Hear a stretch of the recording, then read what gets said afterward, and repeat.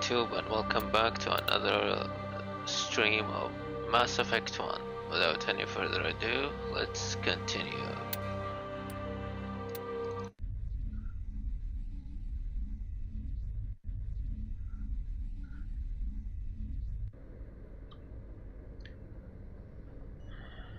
Alright, talk to Joker.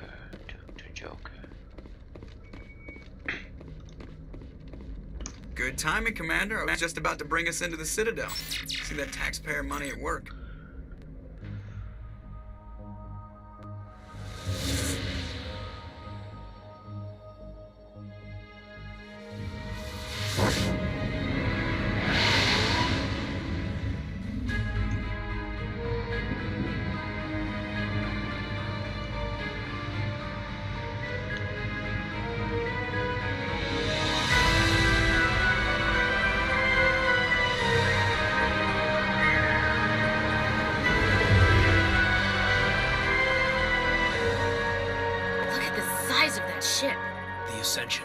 Flagship of the Citadel fleet. Well, size isn't everything. Why so touchy, Joker? I'm just saying you need firepower too. Yeah, that's... Look at that monster! Its main gun could rip through the barriers in any ship in the Alliance fleet. Good thing it's on our side then. Citadel Control, this is SSV Normandy, requesting permission to land. Stand by for clearance, Normandy. Clearance granted. You may begin your approach. Transferring you to an Alliance operator. Roger, Alliance Tower. Normandy out. Normandy, this is Alliance Tower. Please proceed to Dock 422.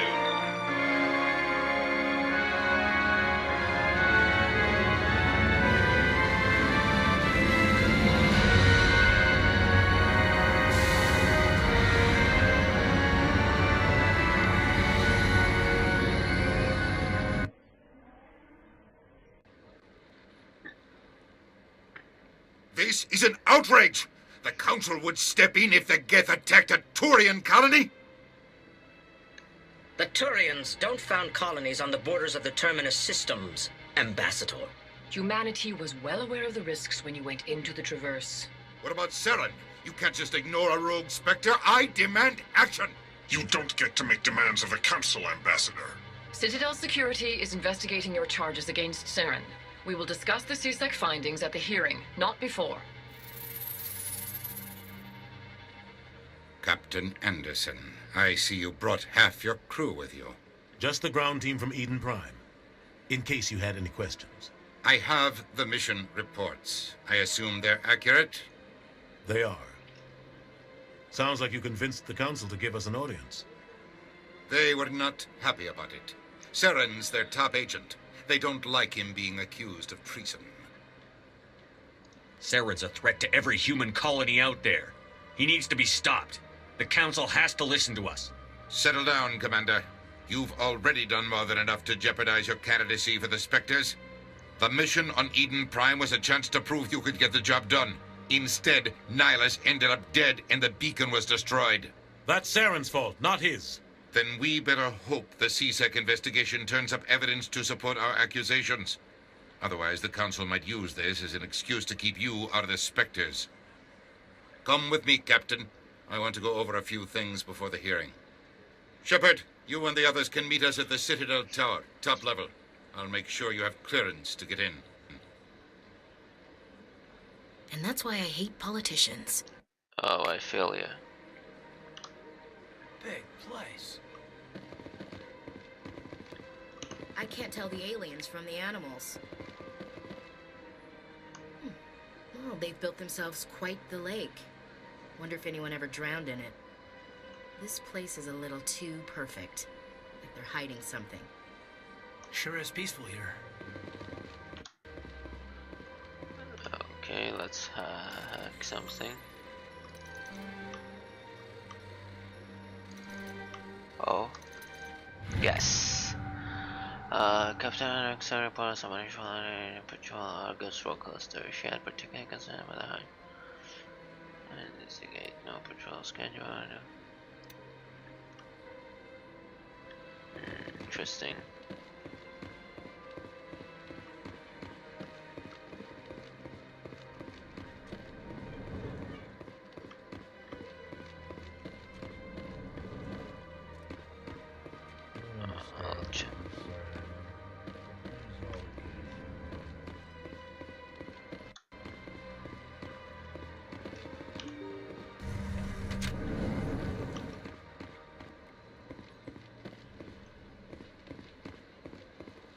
to the Presidium. Good day, Commander. The human ambassador is up the stairs, first room on the right. You know who I am? Yes, I receive reports on all newly arrived dignitaries and notable people. What is this place? This is the Presidium. More specifically, you are at the Citadel embassies. If you have more questions, please access Avina. What's that? Oh, Avina is the virtual guide for the Citadel. Feel free to access the terminal yourself. What's your name? What do you do here? My name is Safiria. I'm the administrative assistant for the embassies. You seem to be distracted. The embassies are the hub of all Citadel politics. When you represent trillions of citizens, it tends to get a little busy. I should be going now. Have a pleasant day. Welcome to the Presidium. Allow me to be your guide. Greetings and welcome to the Presidium. My name is Avina, and I am pleased to be your virtual guide throughout this level of the Citadel space station.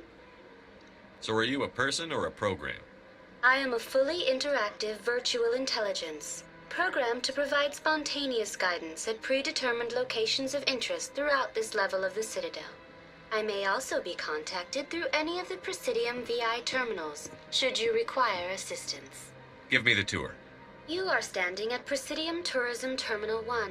On either side of this lobby are the embassies of the various Citadel races, along with CSEC headquarters.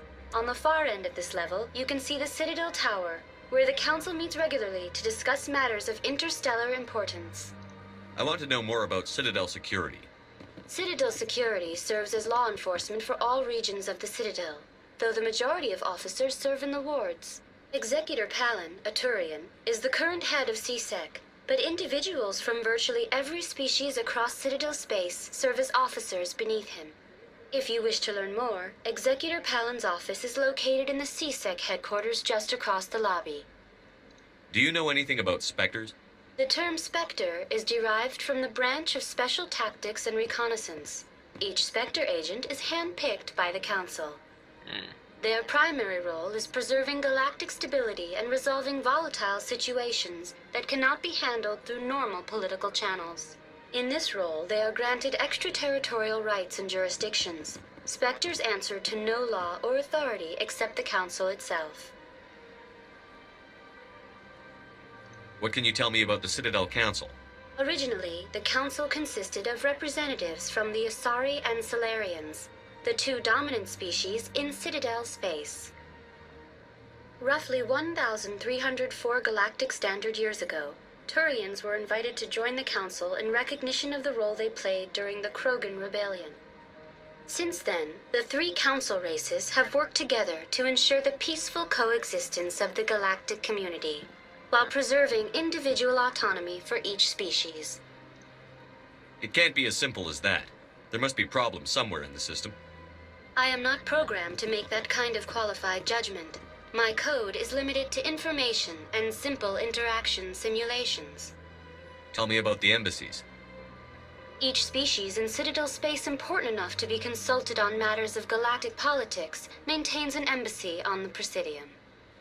The Volus were the first non-council species to be granted an embassy, roughly 2,384 galactic standard years ago. As Citadel space has expanded, more embassies have been added. The most recently added embassy belongs to your own species, humanity. It was added 19 galactic standard years ago, despite some rather vocal opposition. Why were people trying to keep my species out? Some species felt humanity was given preferential treatment. It often takes a century or more before a new species is granted an embassy. The Council gave a great deal of thought to this matter. In the end, they decided humanity's impact on Citadel space was significant enough to warrant an embassy. How come the Volus were the first species given an embassy? In the early years following the formation of the Council, the Volus were, apart from the Asari and Solarians, the most populous and widespread species in Citadel space. They established many new colonies and trading outposts, and they petitioned the Council for a greater role in determining interstellar policy. In recognition of their work to expand interstellar trade and establish a standardized galactic economy, the Volus were granted an embassy here on the Citadel. Why weren't they made a council race? The Council races have extensive responsibilities. They must provide personnel and ships for the Citadel fleets. They often provide economic aid in times of disaster. It would be unfair to demand such an enormous burden of a species unable to meet these obligations. The embassies allow lesser species to have a voice on the Citadel. That's pretty damn arrogant. I apologize if my personality has offended you. Please submit all formal complaints in writing to the Citadel Tourist and Visitor Board. Goodbye. Goodbye, and thank you for using Avina. Thank Please you for enjoy the your XP. visit to the Citadel.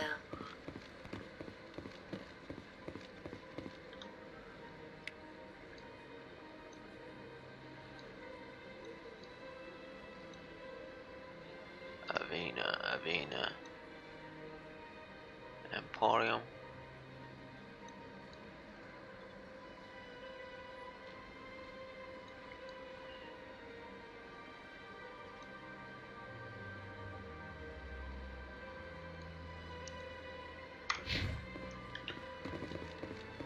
Financial district. Let's check what's over there.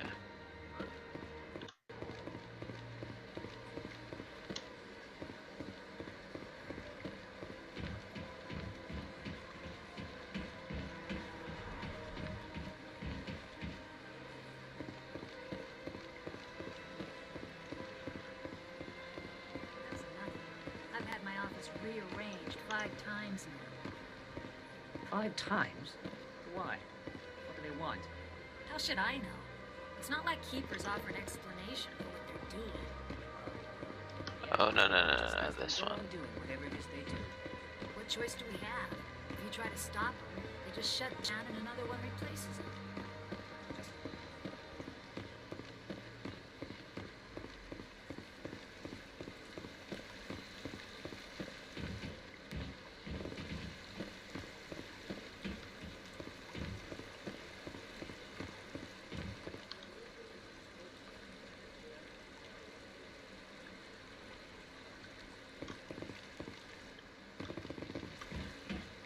What's here?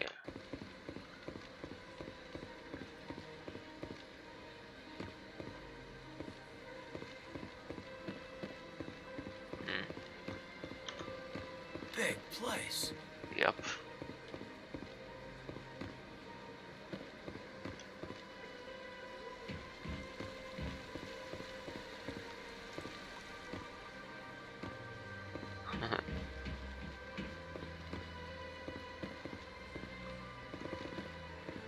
Let's listen to this. Ah, human. This one is greatly pleased to see you here in my decadent emporium. Who are you? This one's face name is Delaninder, though many in this place simply refer to it as Delan. Please take time to examine the fine goods it has for purchase, all of great worth. Why do you refer to yourself as this one and it? For the same reason that humans are so inquisitive. It is part of our culture. Specifically, Hanar only refer to themselves in the first person with family or intimates. And we rarely do so with other species. It is just our way. Who are you? No. This one's fate. Please take time to examine the fine goods it has for purchase, all of great worth. What exactly do you sell? Only the finest and most luxurious items that credits can buy. This one is able to procure almost any item the human would desire, for a price, naturally. I'd like to see these rare and wonderful items. Oh, this one is pleased to do so, human. You will not be disappointed. Few upgrades are standard. Let's see the upgrades. Combat sensor, hammerhead.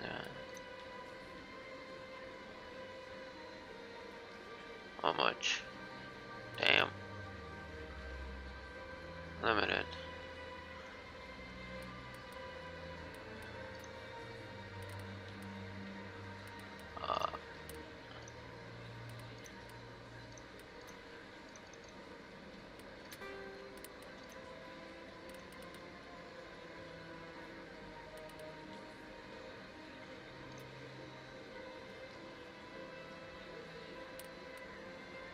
Yeah.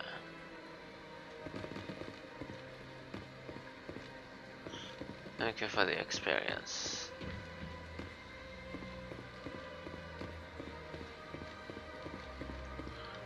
What's here?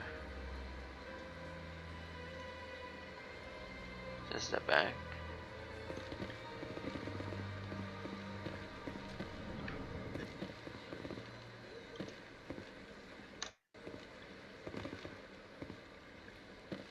Barlavon, he's in Mass Effect 3. No, I know why he's familiar. What's this? One of the Earth Clan. Ah, a very famous one, yes? You are the one called Shepard. It is a great honor to welcome the heroes of the Blitz. You've got me at a disadvantage here. Forgive me, Earth Clan. My name is Barlavon. My job makes it necessary for me to keep informed. I am a financial advisor to many important clients here on the Citadel. When someone as important as yourself arrives on the station, I take notice. Tell me more about your job. Galactic finance is incredibly complex. A mix of laws and regulations from dozens of interstellar economies. I'm an expert in how all these economies interact. For a fee, I share my expertise. I also offer premium services for those clients who need someone to conduct business without drawing unwanted attention. Discreet and efficient. That's my motto. Sounds pretty shady. Everything I do falls completely within the bounds of interstellar commerce law. Even so, many of my clients would prefer their transactions remain undisclosed. For example, suppose a Hanar ambassador was petitioning the council to reduce tariffs on Hanar goods. How would it look if he had money invested in a Hanar exporting company? Even if his true motives were to help his people, he would be accused of advancing the petition for his own personal gain. I can keep his personal finances private. Still sounds shady to me. Then we can only hope you will never be cursed with a large enough fortune to require my services. What's it like living here on the Citadel? The station is without a doubt the greatest wonder in the galaxy. It is a technological marvel, but its true splendor goes much deeper than the hull and engines. From the Presidium to the wards, the entire station is a testament to the success of the Council. All the species of Citadel spaced together in a single strong community. What makes the Presidium so special? It is the political center of Citadel space. 80% of all intelligent species in the known galaxy acknowledge the Council's authority on interstellar matters. But only the most powerful and influential species have embassies here on the Presidium. This level of the station is reserved for the elite, Shepard. People like us. What are the wards like? The cultural heart of the galaxy. They pulse with the lifeblood of millions of citizens from dozens of different species. You never know what you'll find out in the wards, Commander. It's always full of surprises. Fortunately, most of them are pleasant. I should go. Goodbye, Commander. Love the way they talk. The Hanar and not the Bolus.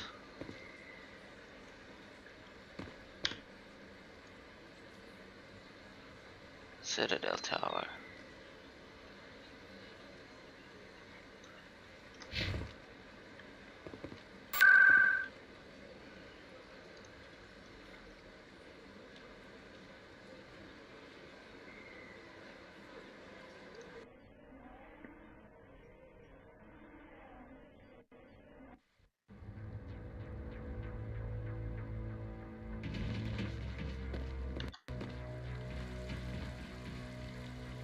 Saren's hiding something. Give me more time. Stall them. Stall the council? Don't be ridiculous. Your investigation is over, Garrus.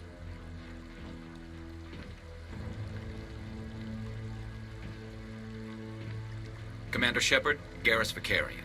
I Nice was to the meet officer you. in charge of the CSEC investigation into Saren. Who were you just talking to? That was Executor Palin, head of Citadel Security, my boss. He'll be presenting my findings on Saren to the Council. Sounds like you really want to bring him down. I don't trust him. Something about him rubs me the wrong way. But he's a Spectre. Everything he touches is classified. I can't find any hard evidence.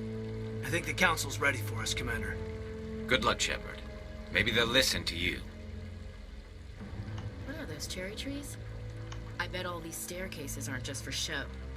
They make for good defensive positions if this place is ever attacked. You sure have to climb a lot of stairs to reach the Council. Think that's supposed to be symbolic of their importance? Oh yeah, that's a good comment.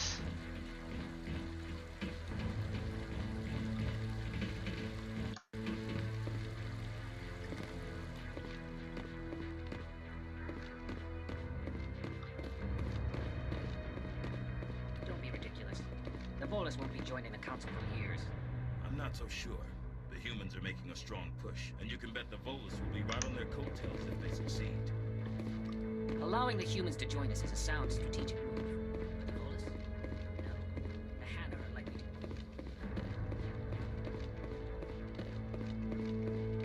to. No, I'm waiting to speak with one of the Council's assistants. Commander? Commander? Don't talk to him yet.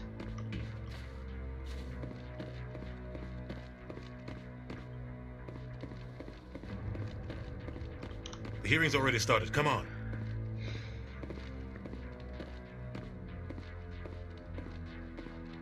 The Geth attack is a matter of some concern, but there is nothing to indicate Saren was involved in any way.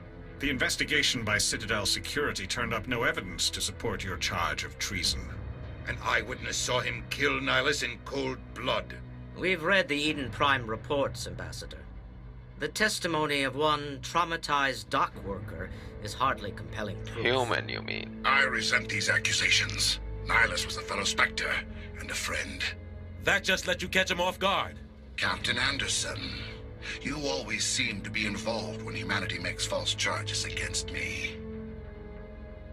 And this must be your protege, Commander Shepard, the one who let the beacon get destroyed. The mission to Eden Prime was top secret. The only way you could know about the beacon was if you were there. With Nihilus gone, his files passed on to me. I read the Eden Prime report. I was unimpressed. But what can you expect from a human? Saren despises humanity. That's why he attacked Eden Prime. Your species needs to learn its place, Shepard. You're not ready to join the Council. You're not even ready to join the Spectres. He has no right to say that. That's not his decision. Shepard's admission into the Spectres is not the purpose of this meeting. This meeting has no purpose. The humans are wasting your time, Counselor, and mine. Saren's hiding behind his position as a Spectre. You need to open your eyes. What we need is evidence. So far, we've seen nothing. There is still one outstanding issue. Commander Shepard's vision. It may have been triggered by the beacon. Are we allowing dreams into evidence now? How can I defend my innocence against this kind of testimony? I agree. Our judgment must be based on facts and evidence, not wild imaginings and reckless speculation. Do you have anything else to add, Commander Shepard? You've made your decision. I won't waste my breath.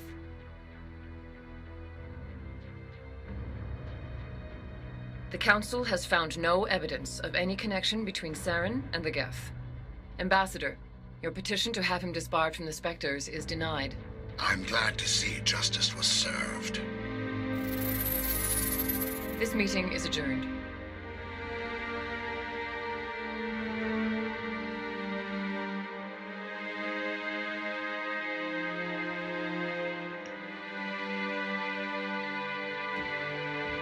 It was a mistake bringing you into that hearing, Captain.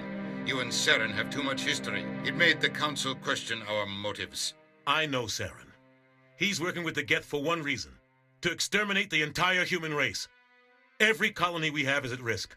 Every world we control is in danger. Even Earth isn't safe. We need to deal with Saren ourselves. As a Spectre, he's virtually untouchable. We need to find some way to expose him. What about Garrus, that CSEC investigator? We saw him arguing with the executor. That's right. He was asking for more time to finish his report. Seems like he was close to finding something on Saren. Any idea where we could find him?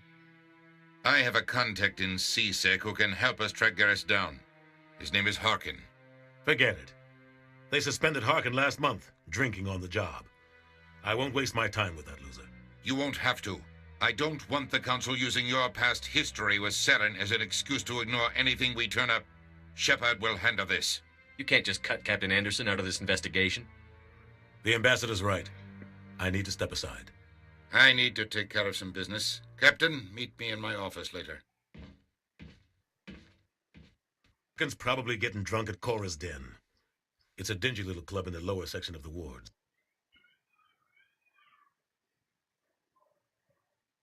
I thought you said he was a drunken loser. Couldn't hurt to go talk to him. Just be careful. I wouldn't call him reliable. You and Saren have a history. What happened? About 20 years ago, I was part of a mission in the Skillian Verge. I was working with Saren to find and remove a known terrorist threat. Saren eliminated his target, but a lot of people died along the way, innocent people. And the official records just covered it all up. But I saw how he operates. No conscience, no hesitation. He'd kill 1,000 innocent civilians to end a war without a second thought. Killing innocents doesn't end wars, it causes them.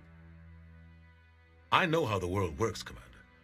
Sometimes you're forced to make unpleasant decisions, but only if there's no other way. Saren doesn't even look for another option. He's twisted, broken. He likes the violence, the killing, and he knows how to cover his tracks. You don't think much of Harkin. I joined CSEC about 20 years ago. He's been an embarrassment to our species ever since. Roughing up suspects in custody, bribery accusations, alcohol and drug use. The embassy used to step in when he got in trouble. But I guess enough was enough. The guy's a scumbag. He should have been cut loose a long time ago. He was one of the first human CSEC officers. Guess it would have looked bad if he got fired. A lot of backroom deals were worked out over the years to keep him on the force. Politics is a dirty business sometimes, but it looks like his time's run out. We've got enough humans in CSEC now to stop protecting him. I want to know more about the Spectres. They're not your typical government agency. They tend to work alone, behind the scenes. They take care of problems the Council can't. It's not easy preserving peace across an entire galaxy. The Council prefers to use diplomacy and negotiation. But sometimes more extreme measures are needed.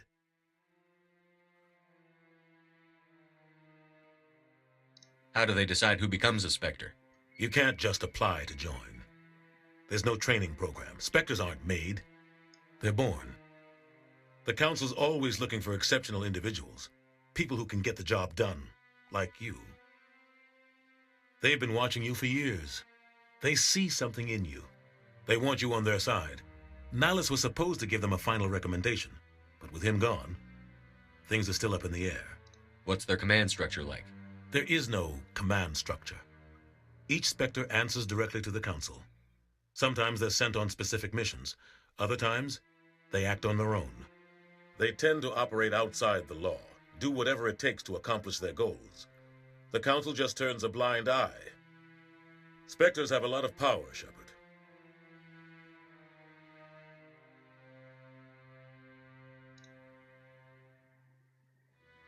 Our ambassador doesn't seem to get along with the Council. He's just frustrated. The Council's always preaching that we need to be part of the galactic community. But for them, it's a one-way street. They want us to expand and settle unstable regions like the Skillian Verge and the Attican Traverse. But when we run into trouble, they don't want to help us out. Everyone knows it's only a matter of time until we get a seat on the Council. The ambassador just thinks it should happen sooner rather than later. And I agree.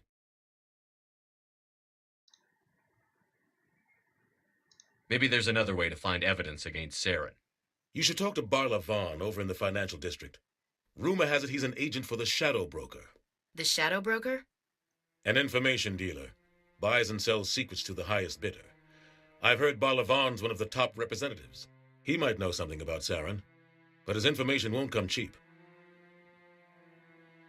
Tell me about Barlavan. He specializes in moving large sums of money without leaving a paper trail. A financial genius, doesn't do anything illegal, but he knows all the loopholes. He's got an impressive client list. Ambassadors, diplomats, specters. That's probably why the Shadow Broker uses him. Tell me more about the Shadow Broker. He's a necessary evil of galactic politics.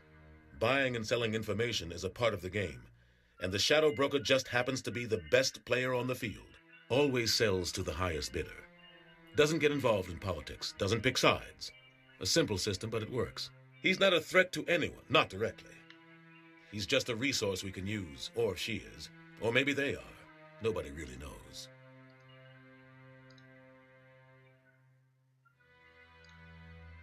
I want to know more about the Spectre. They're not your tip. It's not easy preserving peace across an entire galaxy. The Council prefers... They sound like shadow operatives. Everything about them is classified. We don't even know how many there are. The latest Alliance estimate puts their numbers under 100. But the Council couldn't do its job without them. They're the Citadel's top agents, the last line of defense, the final option before open war. The entire galaxy respects and fears them. If a Spectre shows up, you know something big is about to happen.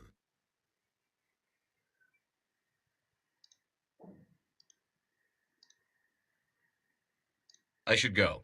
Good luck, Shepard. I'll be over in the ambassador's office if you need anything else.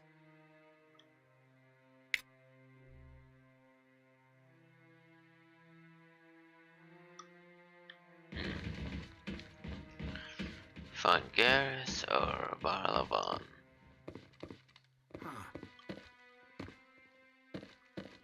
You sure have to climb a lot of stairs to reach the council. Think that's supposed to be symbolic of their importance?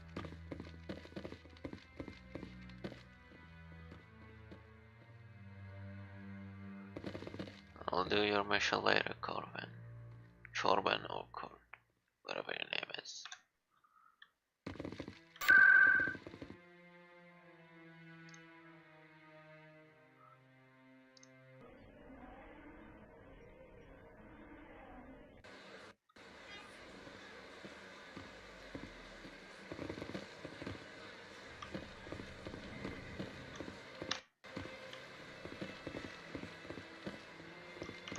Is there anything I can do for you today, Commander? I've heard you work for the Shadow Broker. Do you have any information about Saren? You're very blunt, Shepard. But you're right. I am an agent for the Shadow Broker. And I do know something about Saren. I hear your information can be expensive. Normally, this information would cost a small fortune. But these are exceptional circumstances. So I am going to give it to you for free. What's the catch? There is no catch. The Shadow Broker is quite upset with Saren right now. They used to do a lot of business until Saren turned on him. That's what happens when you deal with a traitor like Saren. No matter what you think of Saren, he's not stupid. He knows the Shadow Broker is a valuable ally. Turning on him doesn't make sense. Not unless something huge was at stake.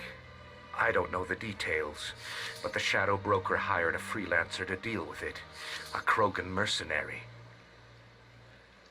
That's not much to go on.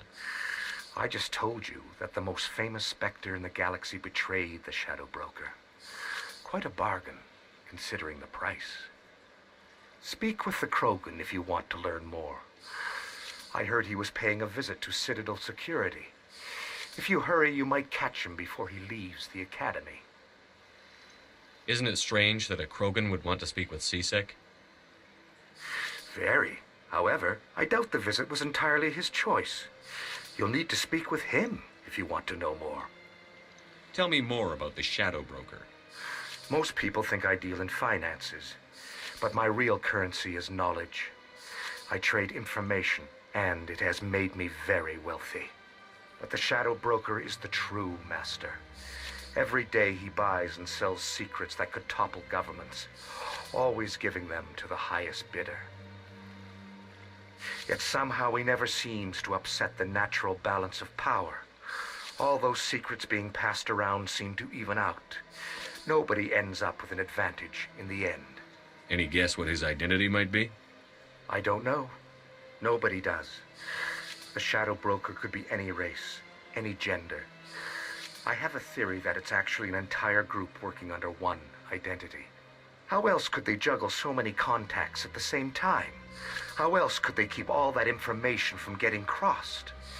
But they've got the perfect setup. Every government is forced to play their game so they don't get behind. But no matter how long you play, no matter how many secrets you buy, you can never win. I thought you'd know more about the man you work for. From time to time, I come across information I sell to the Shadow Broker. That's my only involvement. I like it that way. The more you know, the more dangerous the game becomes. I don't like danger, Commander. I'll leave that to you. I should go.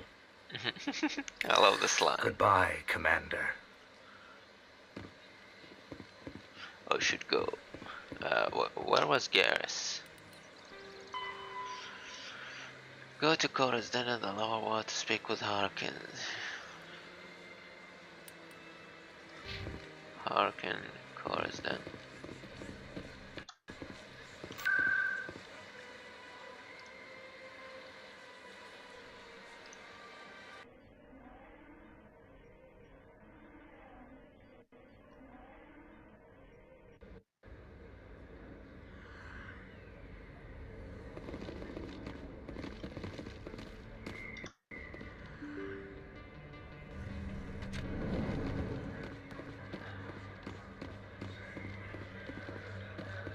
Hello there. Welcome to Moorland's famous shop. You want many good supplies, yes? Let me see what you have. Oh, you will be pleased, I think. Very good things I have. You will see. Don't have much money, I'll just take a look at them.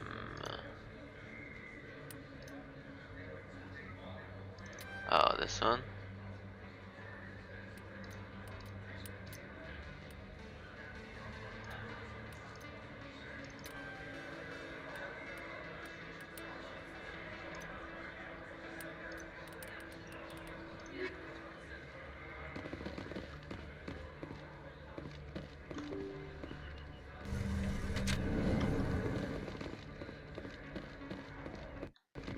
That's him.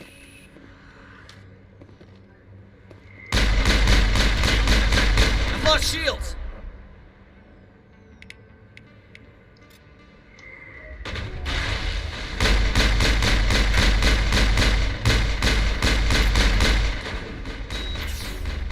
Bring it on.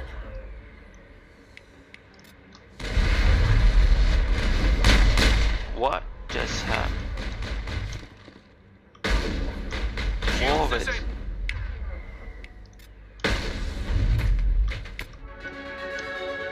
Why do you slow down?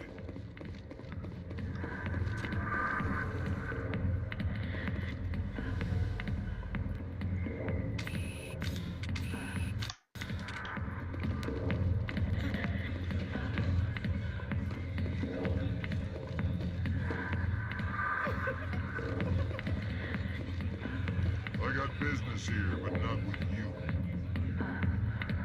A million light years from where humanity began, and we walk into a bar filled with men drooling over half-naked women, shaking their asses on the stage. I can't decide if that's funny or sad. What? You don't think they're here because of the food?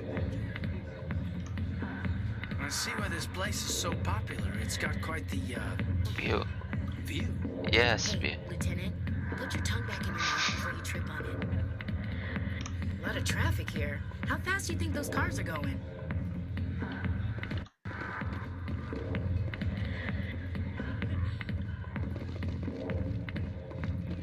Harkin, the dirty bastard. Alliance military. I could have been a Marine, you know. Instead, I joined the goddamn Citadel security. Biggest mistake of my life. Harkin, right?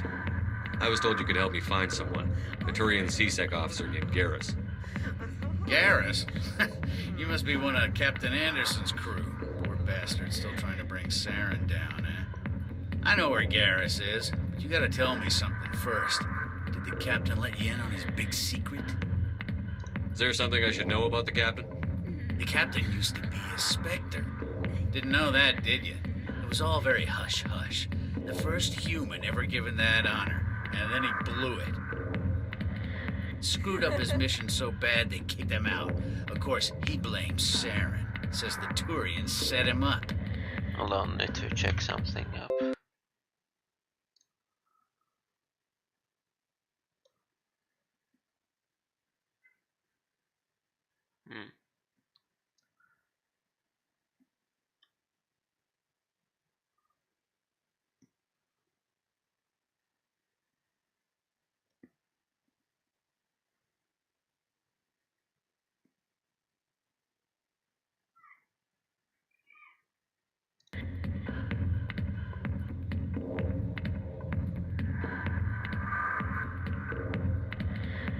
Why'd they kick him out?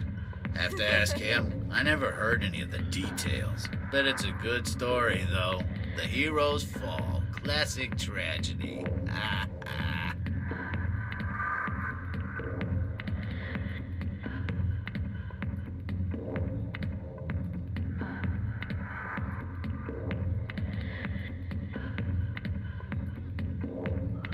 Okay.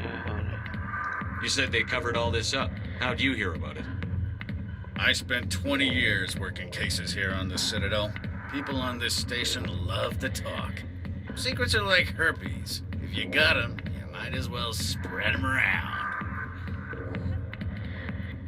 You're a pig. Just noticed that now, did you? Just tell me where Garrus went. Garrus was sniffing around Dr. Michelle's office. She runs the med clinic on the other side of the wards. Last I heard, he was going back there. What do you know about Garrus? Damn hothead is what he is. Still figures he can save the world. Always bucking heads with the Executor. He'll pay for it soon enough. The Executor loves to put us lowly field agents in our place. Just look what happened to me. You need to look in a mirror. Sober up and take some responsibility for yourself. Save your sermons. This ain't no church. No, but getting drunk, drugs, and all that does cause a setback on the job. What's it like working for CSEC? You mean, what was it like? The Executor suspended me without pay. Recurring violations. CSEC was keeping a file on me. Can you believe that?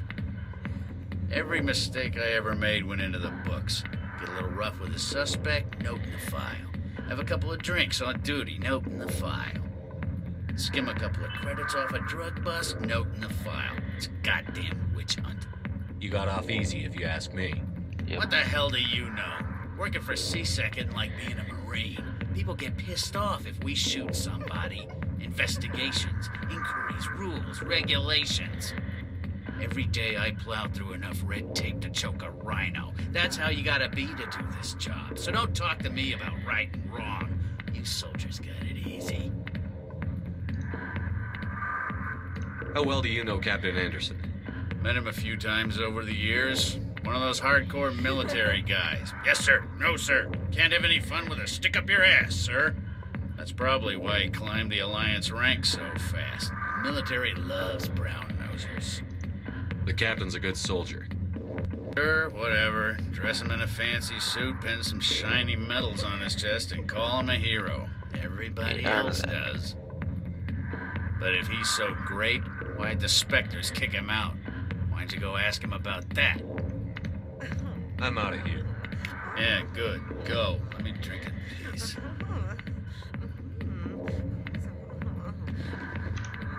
Not this one. Upgrade.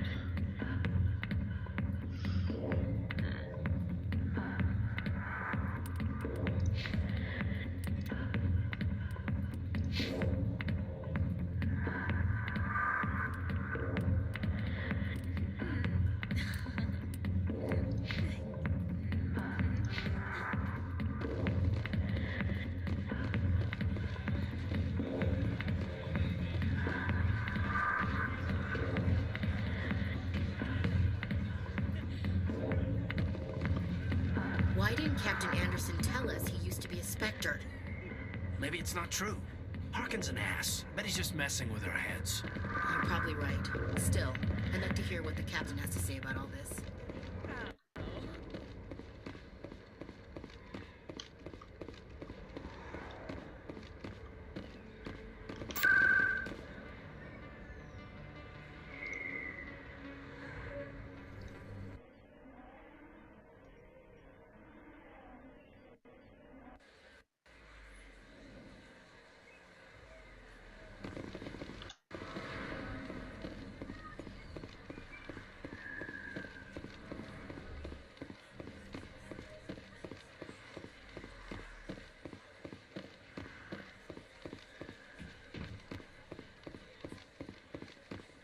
Emily Wong. Excuse me, Commander Shepard. I'm Emily Wong. I'm an investigative journalist working here on the Citadel. Could I have a moment of your time? What do you need? I've been hunting for evidence of corruption and organized crime on the Citadel, but there are places I can't go. I was hoping you might share anything you find during your own investigation. I can make it worth your time. How do you know that my investigation is going to uncover anything you need? You wouldn't be investigating if it weren't big. And if it's big, it's something I'd like to hear about. You've got to have access to better sources. Why contact me? I'm using every source I can find, but I think I've got a better shot with you. I've read your file. If anyone is going to uncover corruption here, it's the hero of the Skillian Blitz. How do you know I'm investigating anything here on the Citadel? I'm a good journalist, Commander Shepard. Word gets around. Sounds like a good cause. If I find any information, it's yours. Thank you, Commander. You won't regret it. I love this journalist, unlike the other one when you punch her in the face. She made people really happy. Expat store. I won't visit any store until I have much more cash.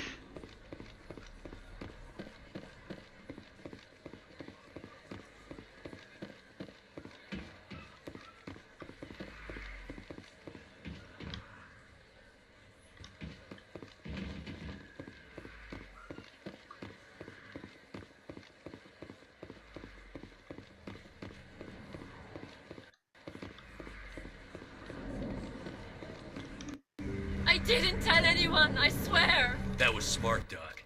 Now if Garrus comes around, you stay smart. Keep your mouth shut or we'll... Who are you? Let her go. Ah!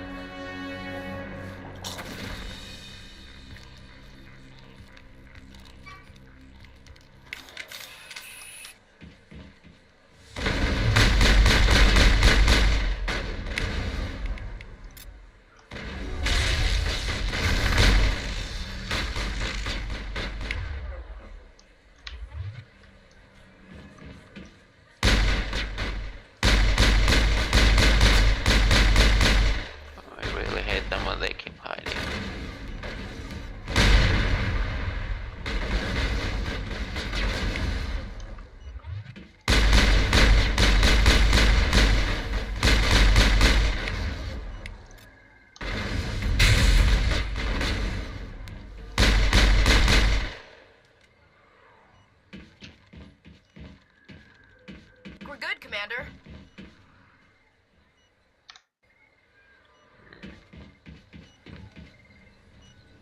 Perfect timing, Shepard. Gave me a clear shot at that bastard. What were you thinking? You could have hit the hostage. There wasn't time to think. I just reacted. I didn't mean to... Dr. Michelle, are you hurt? No, I'm okay. Thanks to you. All of you. I know those men threatened you, but if you tell us who they work for, we can protect you. They work for Feast.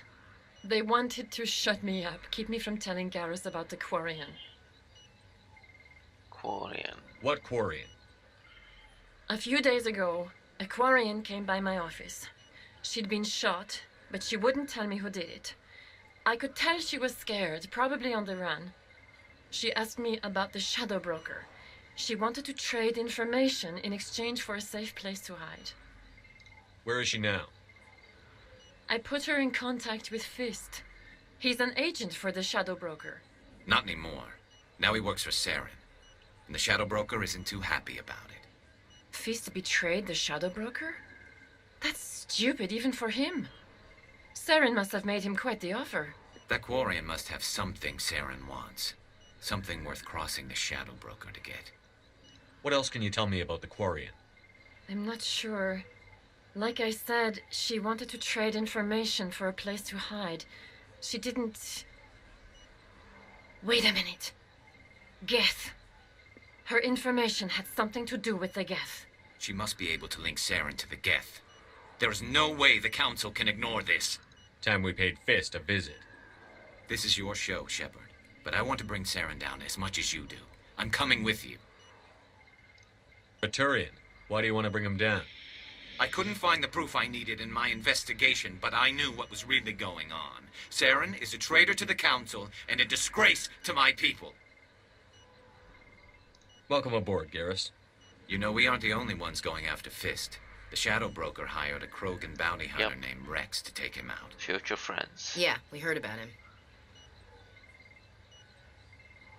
Videos, yes. A Krogan might come in handy. Yep. Last I heard, he was at the C-Sec Academy. What's he doing there? Fist accused him of making threats. We brought Rex in for a little talk. If you hurry, you can catch him at the Academy before he leaves. Move out.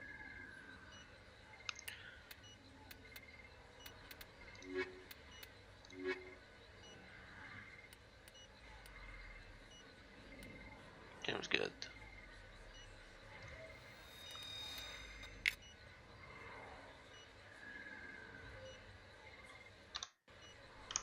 I never properly thanked you for saving me from Fist's thugs, Commander. I don't know what would have happened if you hadn't been there. You're a doctor. How did you end up here on the Citadel? My parents brought me here when I was young. My father was a medic with the Alliance. I chose to keep the medical tradition alive, but not the military. Fixing up wounded soldiers isn't my idea of fun. Later. I'll be going now. Goodbye, Commander. Nice talking to you. Supposed to say I should go, but guess that's acceptable.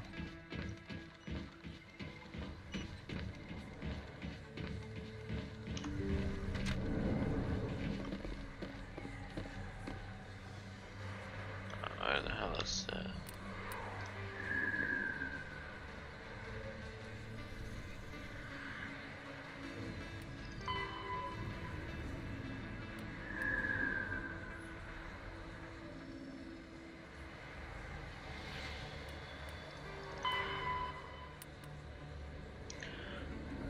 co-resident, yep.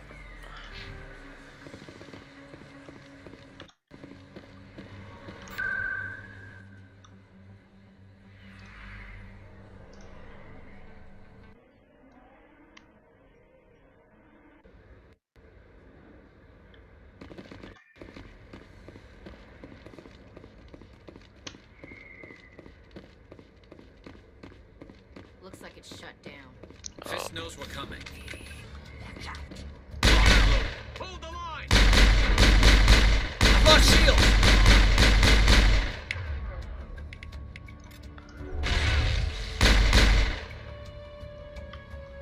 Enemies everywhere! I've lost shield! I get it.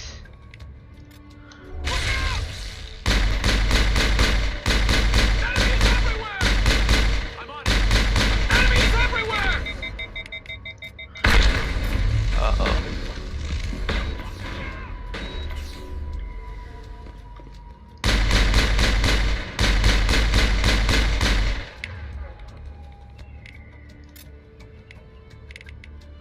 Can't get an angle. Shield's down. Can't see him. What weapons are you using? Yep.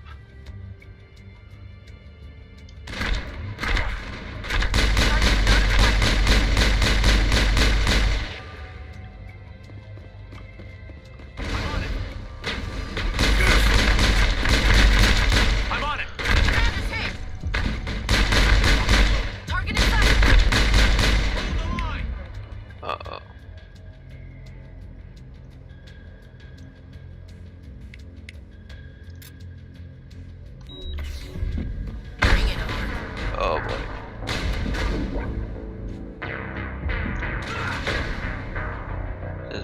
saves come.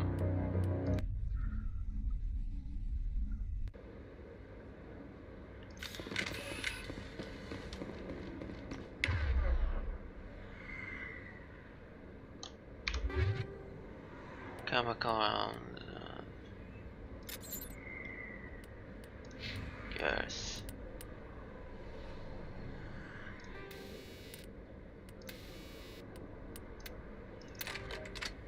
The chemical.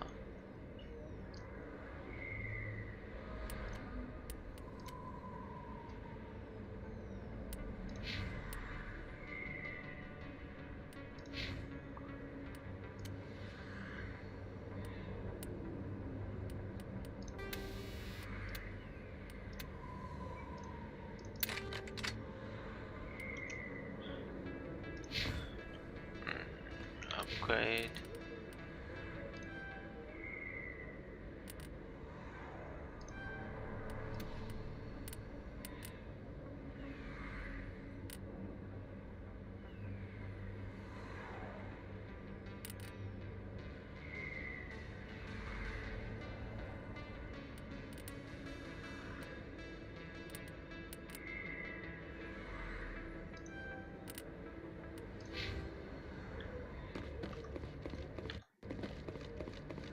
Looks like it's shut down. No. Fist knows we're coming. Kill them all!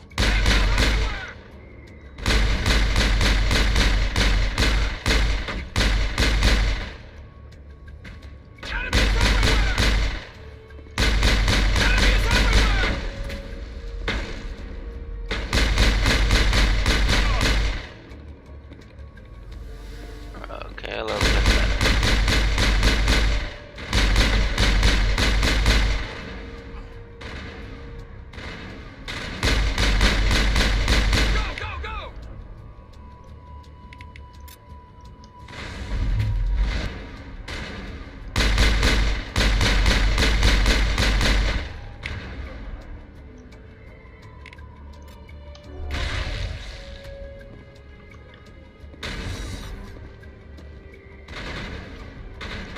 Shooting at.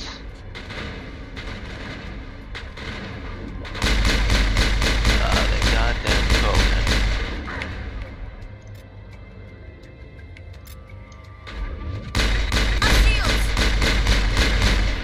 Target not acquired.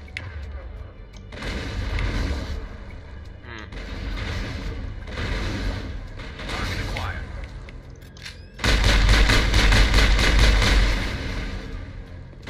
I've lost shields.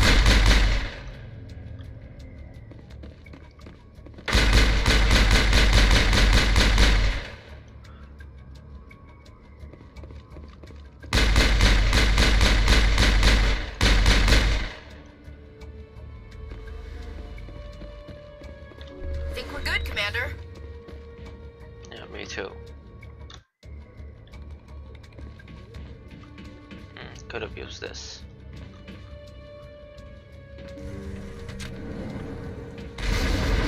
Stop right there. Don't come any closer. I don't think so, buddy.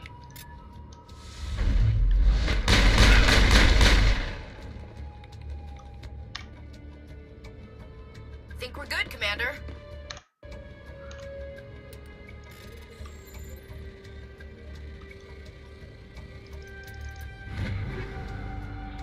Edge, Banshee, good.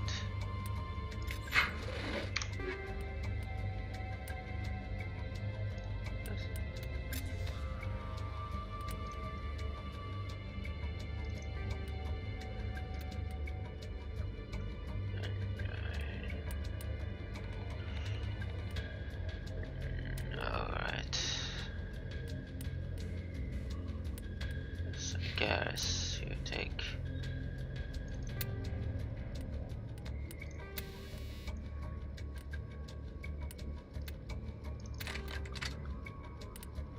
The assault rifle for you. Oh, this one is shit.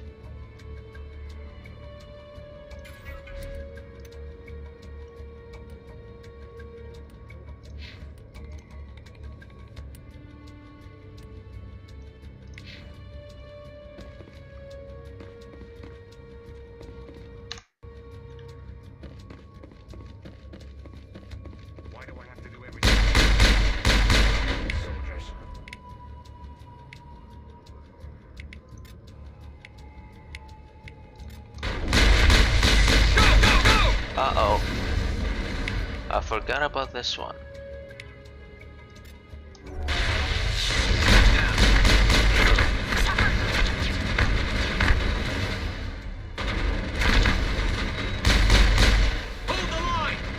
Hold the line.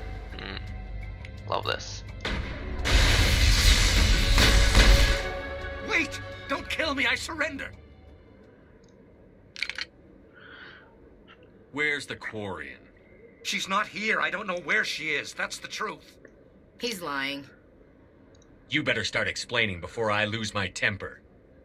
The Quarian isn't here. Said she'd only deal with the Shadow Broker himself. Impossible. The Shadow Broker only works through his agents. Nobody meets the Shadow Broker. Ever. Even I don't know his true identity. But she didn't know that. I told her I'd set a meeting up. But when she shows up, it'll be Saren's men waiting for her. Give me the location. Now. Here on the wards, the back alley by the markets. She's supposed to meet them right now. You can make it if you hurry. Am I supposed to just forget your part in all this? Hey, I came clean. I told you about the meeting. Besides, I've got my own problems now. The Shadow Broker wants me dead. I have to disappear. Forget about me. I'm a ghost. Fine. You're not my concern. Don't worry, you'll never see me again.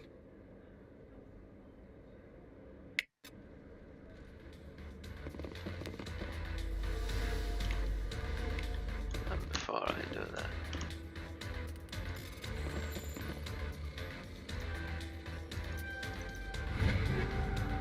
recall damper phase comes to. Yep.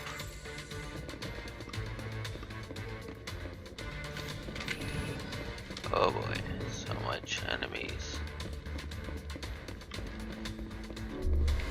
Yes, you're weak.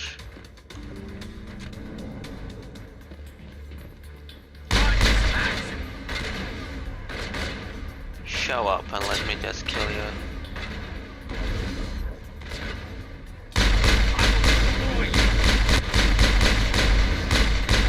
You set the line.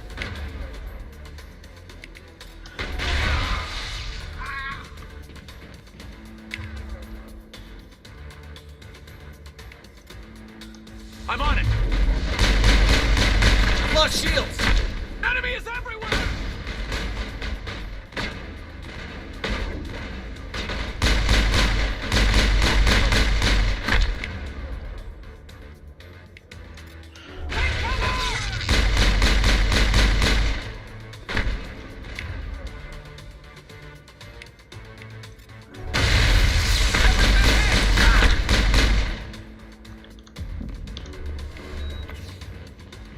Good, Shepard.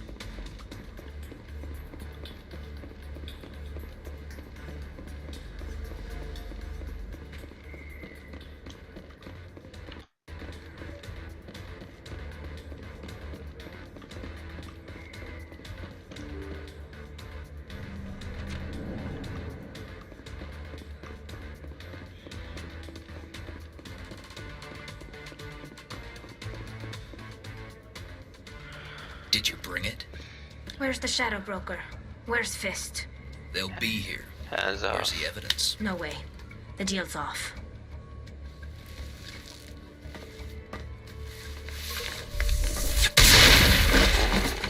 That's why I love engineers.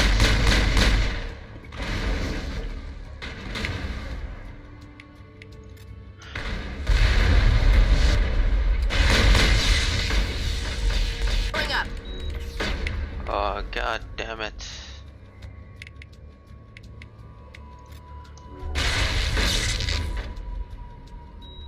Shields disabled!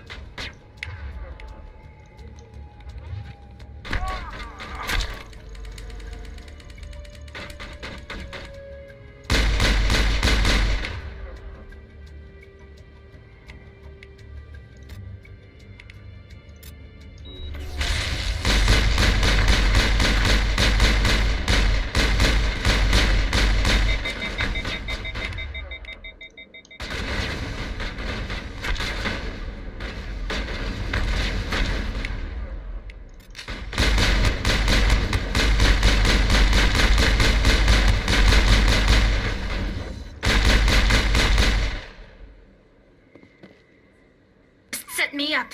I knew I couldn't trust him. Were you hurt in the fight? I know how to look after myself. Not that I don't appreciate the help. Who are you? My name's Shepard. I'm looking for evidence to prove Saren's a traitor. Then I have a chance to repay you for saving my life. But not here. We need to go somewhere safe. The ambassador's office. It's safe there. He'll want to see this anyway. You're not making my life easy, Shepard. Firefights in the wards, an all-out assault on Korra's den. Do you know how many... Who's this? A Quarian? What are you up to, Shepard? Making your day, Ambassador. She has information linking Saren to the Geth. Really? Maybe you better start at the beginning, Miss... My name is Tali. Talizorah Naraya. We don't see many Quarians here. Why did you leave the flotilla? I was on my pilgrimage. My rite of passage into adulthood. I've never heard of this before. It is a tradition among my people. When we reach maturity, we leave the ships of our parents and our people behind. Alone, we search the stars, only returning to the flotilla once we have discovered something of value. In this way, we prove ourselves worthy of adulthood. What kinds of things do you look for? It could be resources like food or fuel, or some type of useful technology, or even knowledge that will make life easier on the flotilla. Through our pilgrimage, we prove that we will contribute to the community, rather than being a burden on our limited resources. Tell us what you found. During my travels, I began hearing reports of Geth. Since they drove my people into exile, the Geth have never ventured beyond the Veil. I was curious. I tracked a patrol of Geth to an uncharted world. I waited for one to become separated from its unit. Then I disabled it and removed its memory core.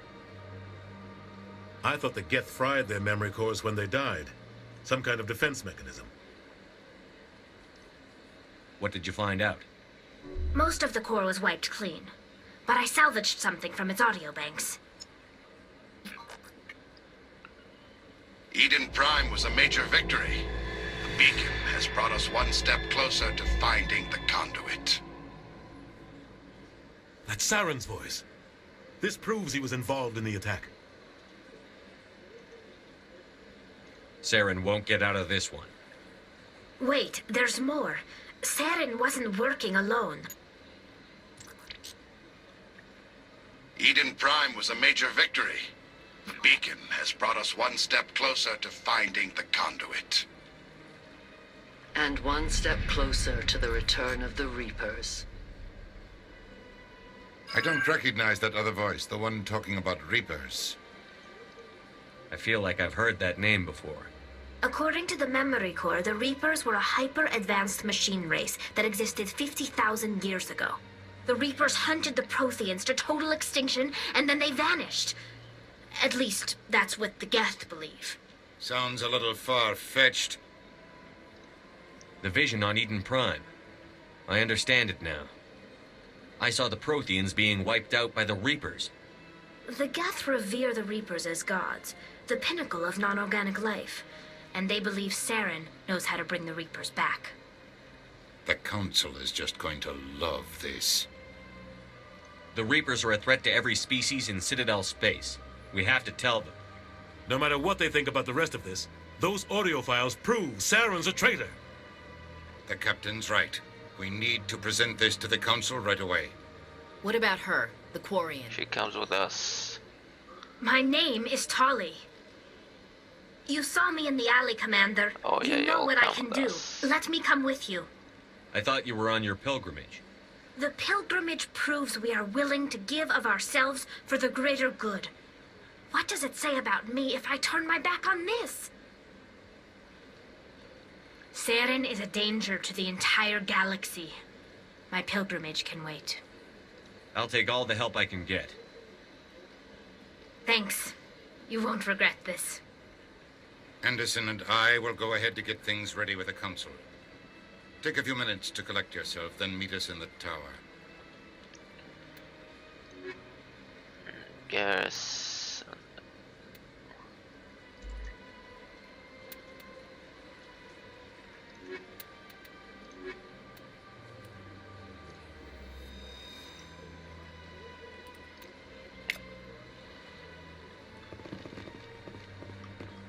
This place is a little too perfect.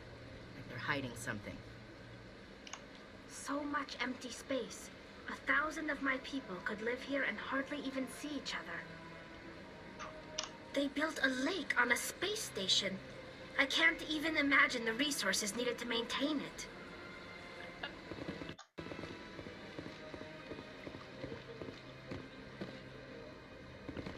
What was here again? Not this one. Later.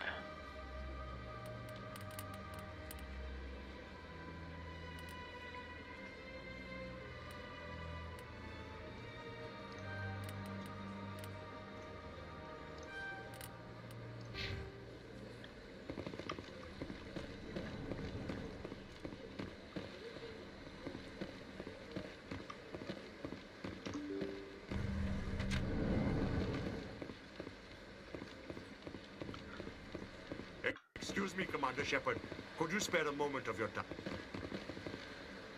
Commander Shepard, my name is Samesh Bhatia. Forgive the intrusion, but I have nowhere else to turn.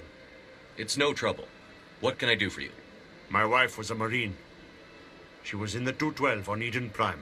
Wait, the 212? Your wife was serviceman Nirali Bhatia. I'm Gunnery Chief Ashley Williams. I served in her unit. Chief Williams, it is a pleasure. Nirali spoke of you with great respect. I'm so sorry for your loss, Mr. Bhatia. Nirali was a good woman. What can we do for you? I've requested that my wife's body be returned to me for cremation, but the military has refused my request. Why did they refuse your request? There's got to be some reason. I don't know. All I know is that they have declared it impossible for my wife to be returned to me. There's no reason for your wife's body to be held like this. Just wait here. The man in charge of my case is Mr. Bosca. When I last saw him, he was in the expensive bar over there. Thank you for your time. I just want to give my wife a proper funeral and the respect she deserves. Okay, I need to check something. Assignments, mission.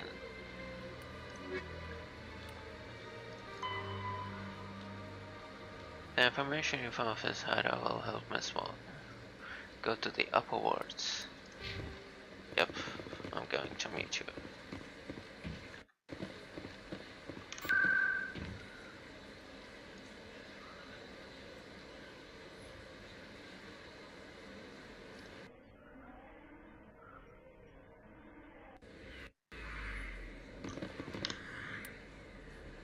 Ah, there she is.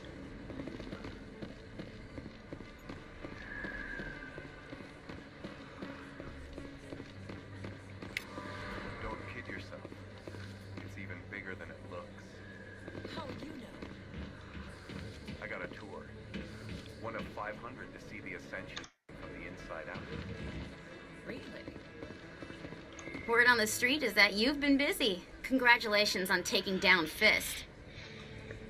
I was sure he was a big player in anything going on here. Did you find anything in his office that could help me? These OSDs might have the information you're looking for. You've got Fist's files? This could be even bigger than I'd hoped. Here, Commander, for your trouble. What would my future cooperation be worth? Say, an interview when my investigation is over? Exclusive? You talk to me before you talk to anyone else? That would be worth quite a bit, and I'd be very happy to compensate you accordingly. Here you are. Now, if you'll excuse me, I should go see what's on these discs.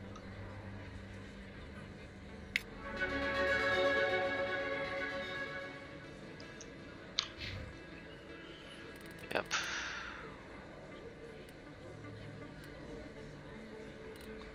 What is basic armor?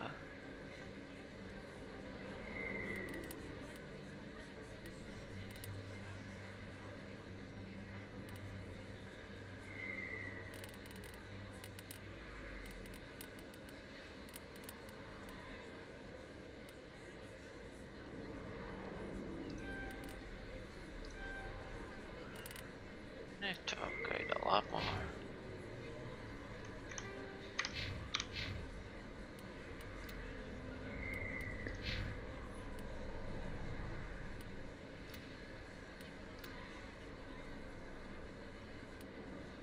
Okay, good.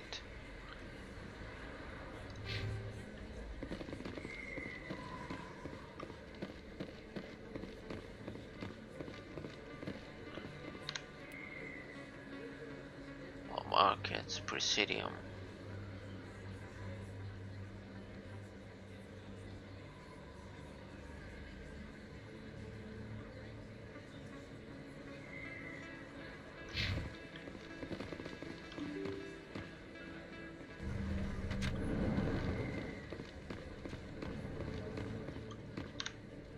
What's through here?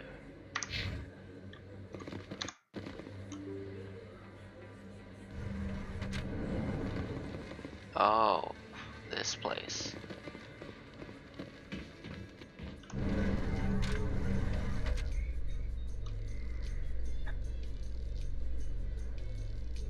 In light of the recent attack on Eden Prime, many colonial investors are pulling their support for future projects. Proponents of expanded human colonization insist that Eden Prime was an isolated case. Nevertheless, colonist enrollment has dropped sharply.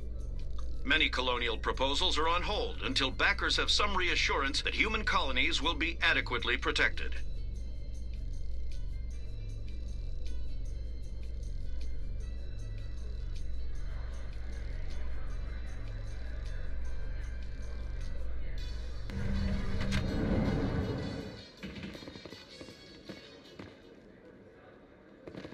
I love this elevator drive.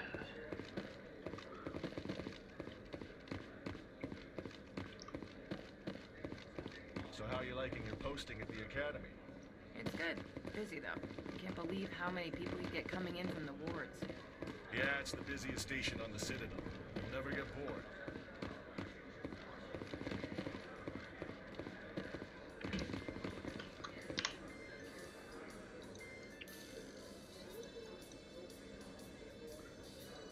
Where about this? To the Presidium.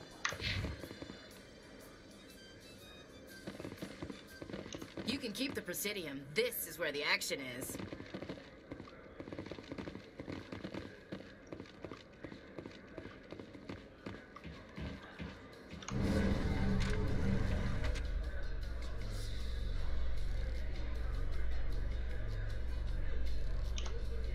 My people are wanderers, not military leaders. All this fighting seems strange. It must be more familiar for you, Chief Williams. Trying to take down a rogue Spectre and his army of synthetics? No, they didn't cover this in basic.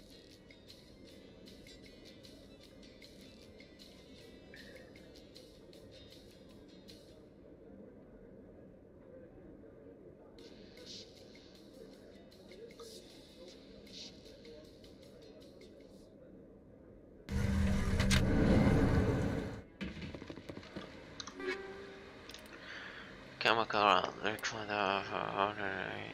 Yes. I'll be fine.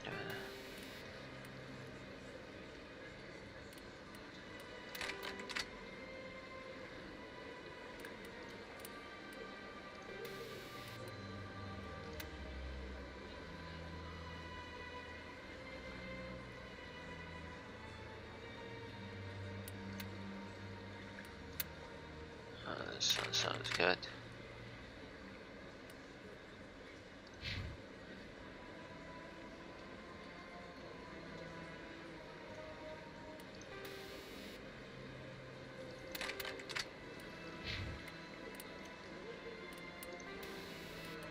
Oh, nothing for you, Tally.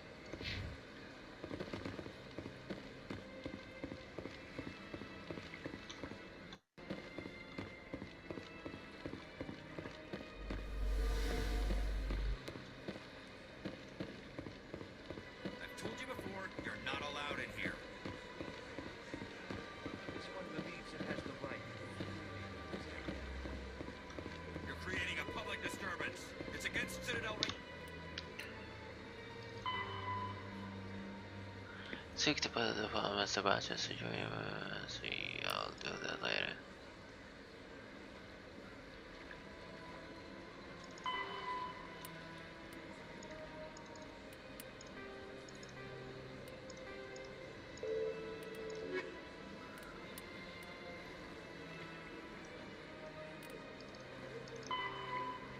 Speak to Red, being question, CSEC Academy.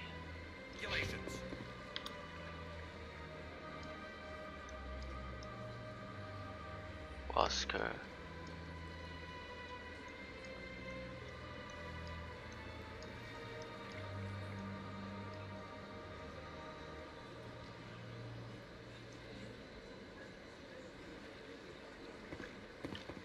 This one is unsure.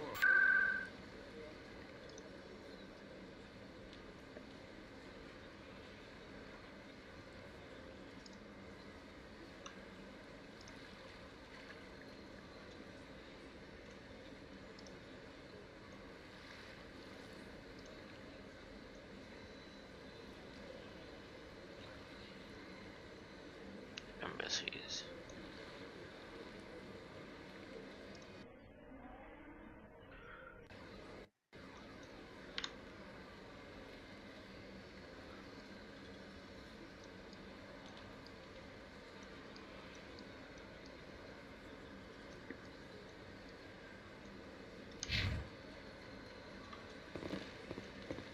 CSEC Academy, yes, from here.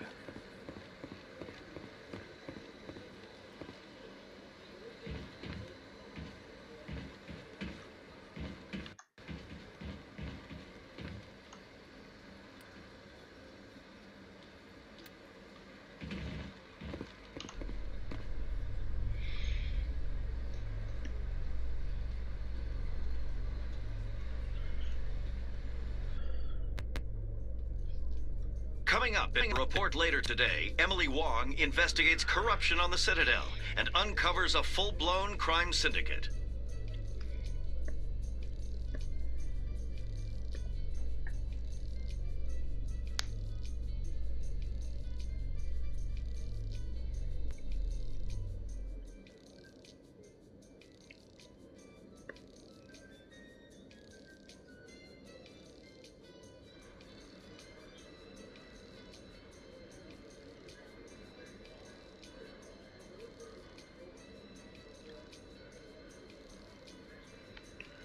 Oh, Rex.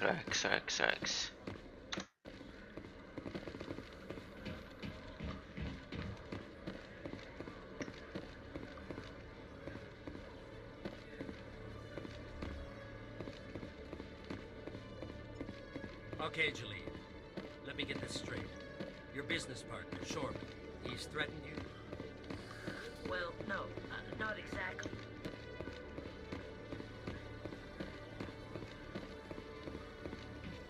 There he is. I didn't see him. You, human. You the one they call Shepard? That's me, Commander Shepard. That's me. The name's Rex.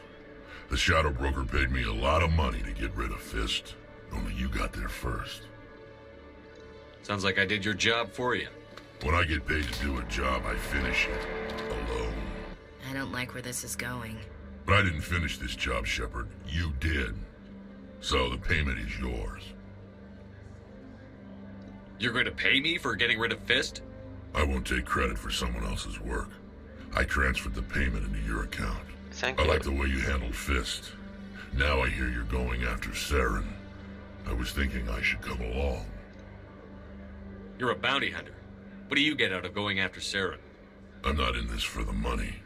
I want to be where the action is. There's a storm coming, and you and Saren are right in the middle of it. Why me? Saren's already got a lot of Krogan working for him. Those aren't Krogan. They're servants. They grovel at Saren's feet to lick his boots, trading their freedom for promises of wealth and power. My people were a proud species once. Some of us still remember that. I won't bow down to Saren like the others. We'll take you with us, Rex. Smart move, Shepard.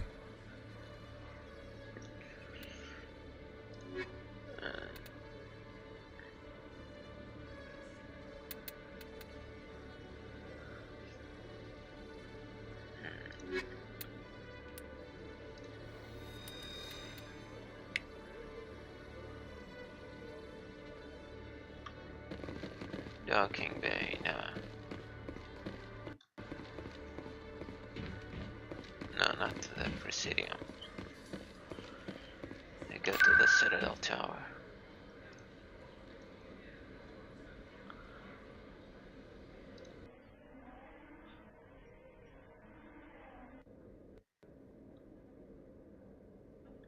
That guy's up to something. We'll check him out later. Come on. Udina's presenting the Quarians' evidence to the Council. Eden Prime was a major victory. The beacon has brought us one step closer to finding the conduit.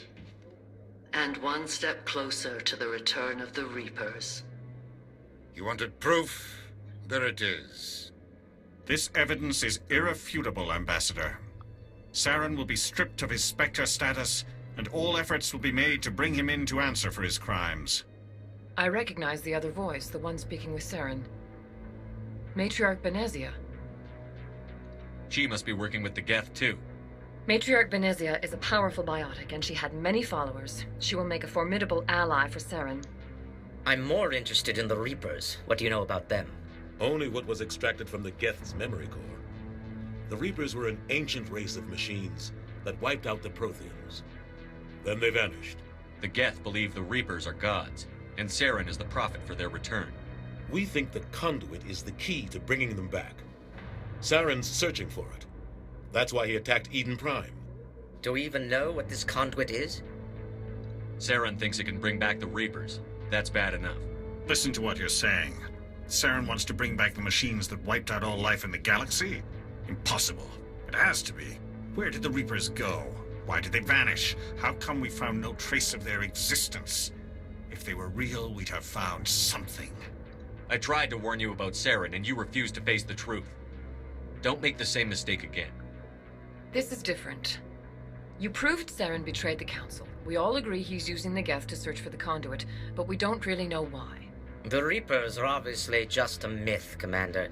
A convenient lie to cover Saren's true purpose. A legend he is using to bend the Geth to his will. 50,000 years ago, the Reapers wiped out all galactic civilization. If Saren finds the conduit, it will happen again. Saren is a rogue agent on the run for his life. He no longer has the rights or resources of a Spectre. The Council has stripped him of his position. That is not good enough. You know he's hiding somewhere in the Traverse. Send your fleet in! A fleet cannot track down one man. A Citadel fleet could secure the entire region, keep the Geth from attacking any more of our colonies. Or it could trigger a war with the Terminus systems. Oh boy. We won't be dragged into a galactic confrontation over a few dozen human colonies. Every time humanity asks for help, you ignore us. Shepard's right. I'm sick of this council and its anti-human bull... Ambassador, there is another solution. A way to stop Saren that does not require fleets or armies. No, it's too soon. Humanity is not ready for the responsibilities that come with joining the Spectres. You don't have to send a fleet into the Traverse, and the Ambassador gets his human Spectre. Everybody's happy.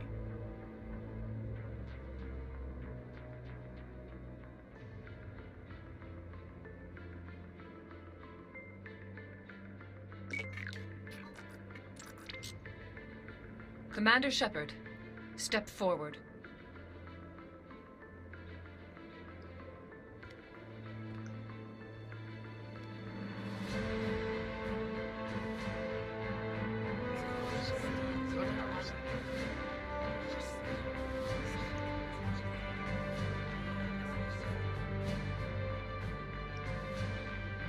It is the decision of the Council that you be granted all the powers and privileges of the Special Tactics and Reconnaissance Branch of the Citadel. Spectres are not trained, but chosen. Individuals forged in the fire of service and battle. Those whose actions elevate them above the rank and file. Spectres are an ideal, a symbol, the embodiment of courage, determination, and self-reliance. They are the right hand of the Council, instruments of our will. Spectres bear a great burden. They are protectors of galactic peace, both our first and last line of defense. The safety of the galaxy is theirs to uphold. You are the first human Spectre, Commander. This is a great accomplishment for you and your entire species. I'm honored, Counselor. We're sending you into the Traverse after Saren. He's a fugitive from justice, so you are authorized to use any means necessary to apprehend or eliminate him. I'll find him. This meeting of the Council is adjourned.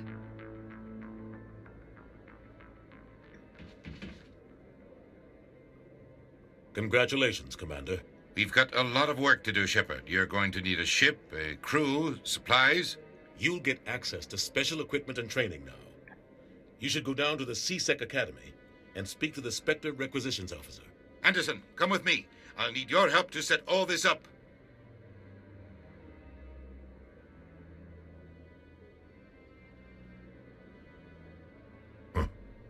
Bastard didn't even thank you.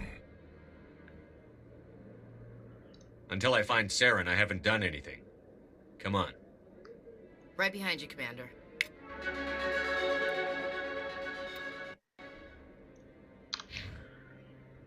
Let's just see, Spectre training, health.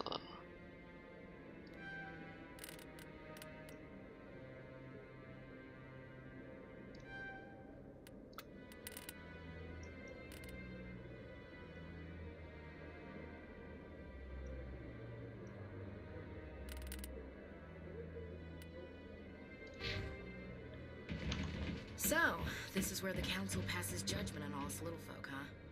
Ever get the feeling we're in over our heads, Commander? I've always wondered if the Turians released the genophage on their own, or if the Council secretly encouraged them.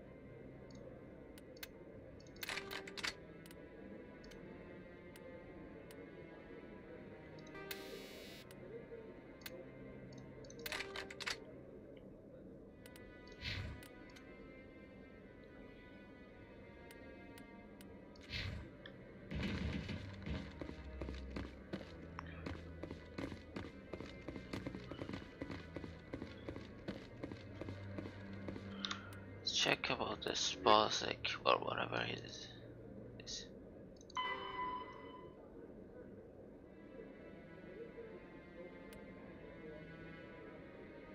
Embassy along the Presidium. Let's see if it works.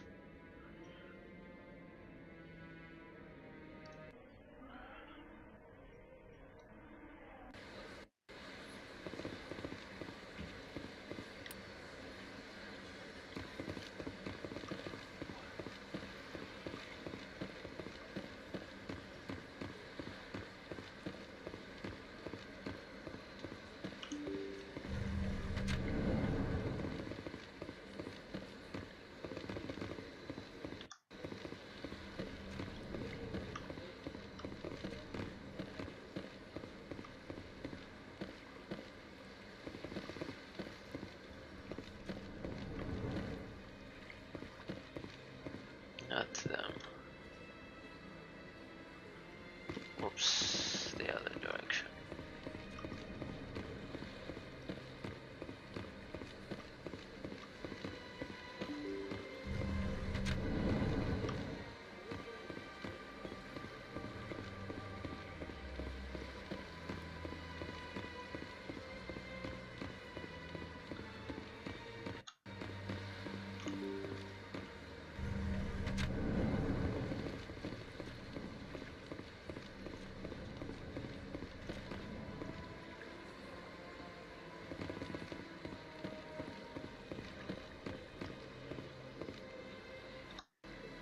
This place seems strange. I wish there were more humans around.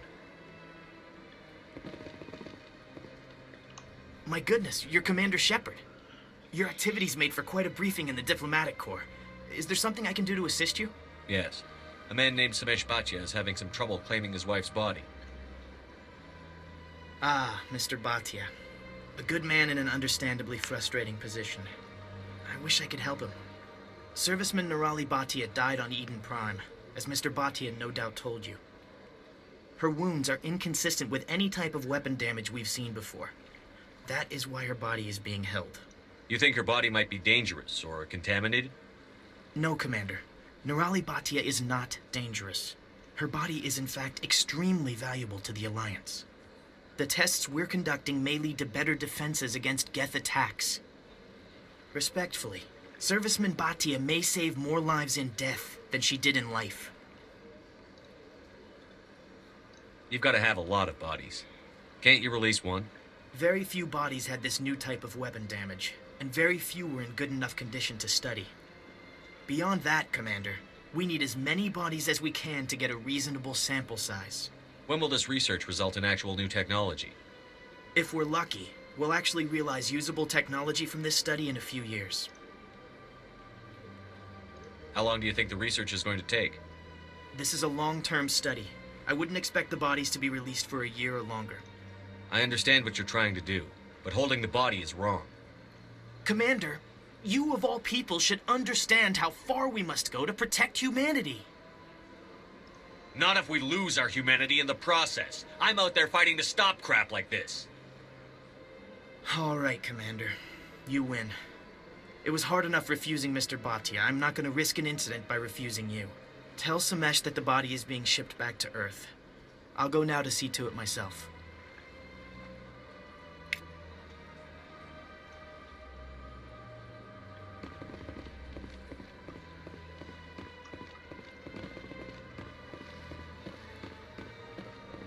I don't believe the rumors.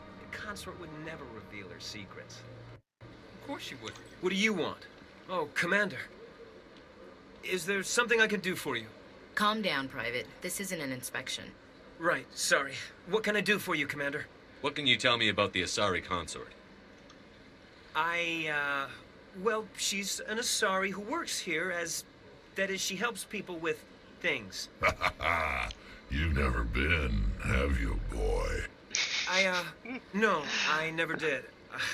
I couldn't afford it. It costs half a year's credits just to go in and talk to her. That's fine, Private. Just tell me where to find her. Sure. She's across the bridge from the embassies. Thanks, kid. Have fun. Try not to get into too much trouble. I will. Have fun, that is.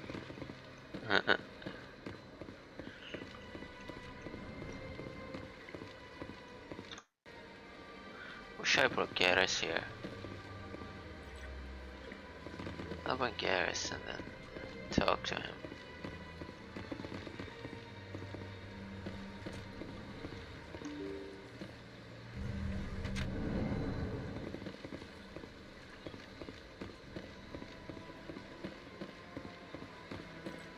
Hello again, Commander. Has there been any word? I reminded Mr. Bosker what we're fighting for. Your wife is coming home. Thank you. I will return home and begin my preparations. It does not bring me happiness, but it may bring me peace. Goodbye, Commander. Samesh, I don't know if this helps, but your wife, Nirali, loved you very much.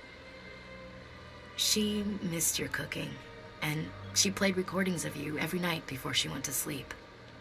I know, Miss Williams. But thank you. It's nice to hear it again.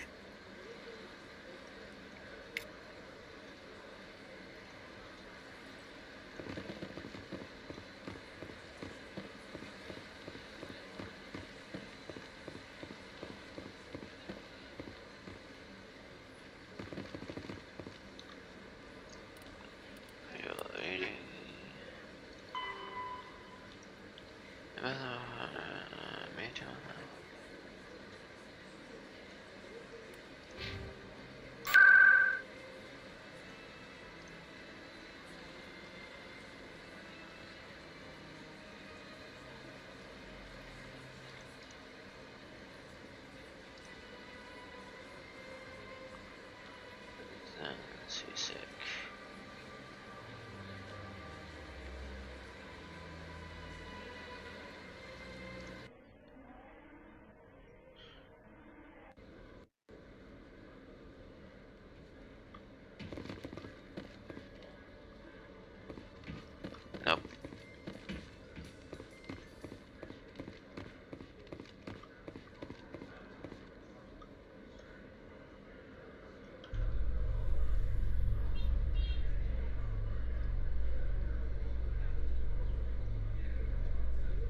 In other news, ExoGeniCorp is still denying reports that one of their survey teams has gone missing in the Hades Gamma Cluster. When asked why communication with the survey team was suddenly cut off last week, company officials refused to comment.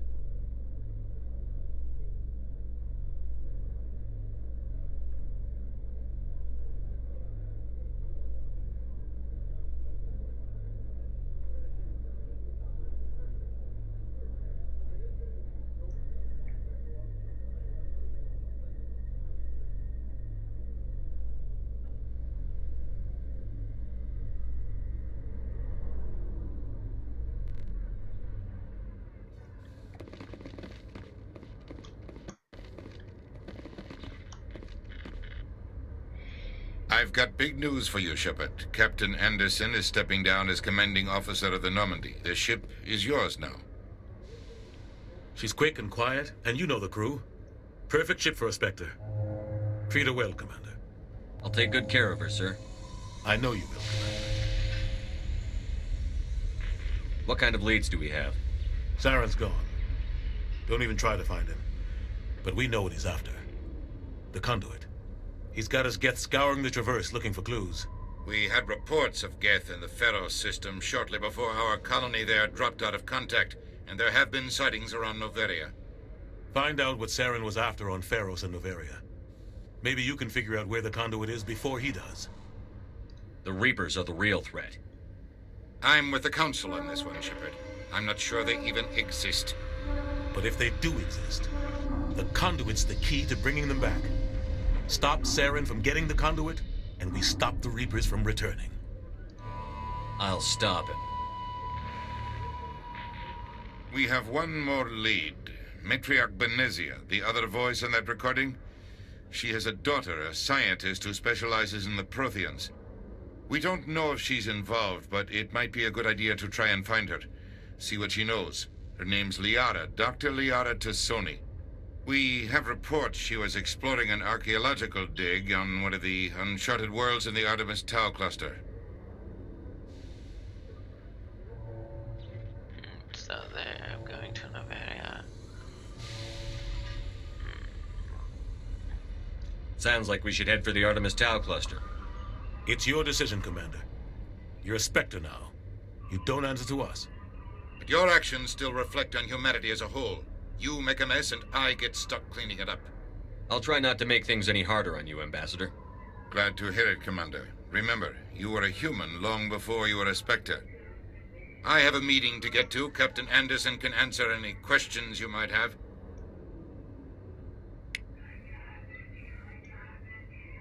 Yes, Commander? How are you holding up?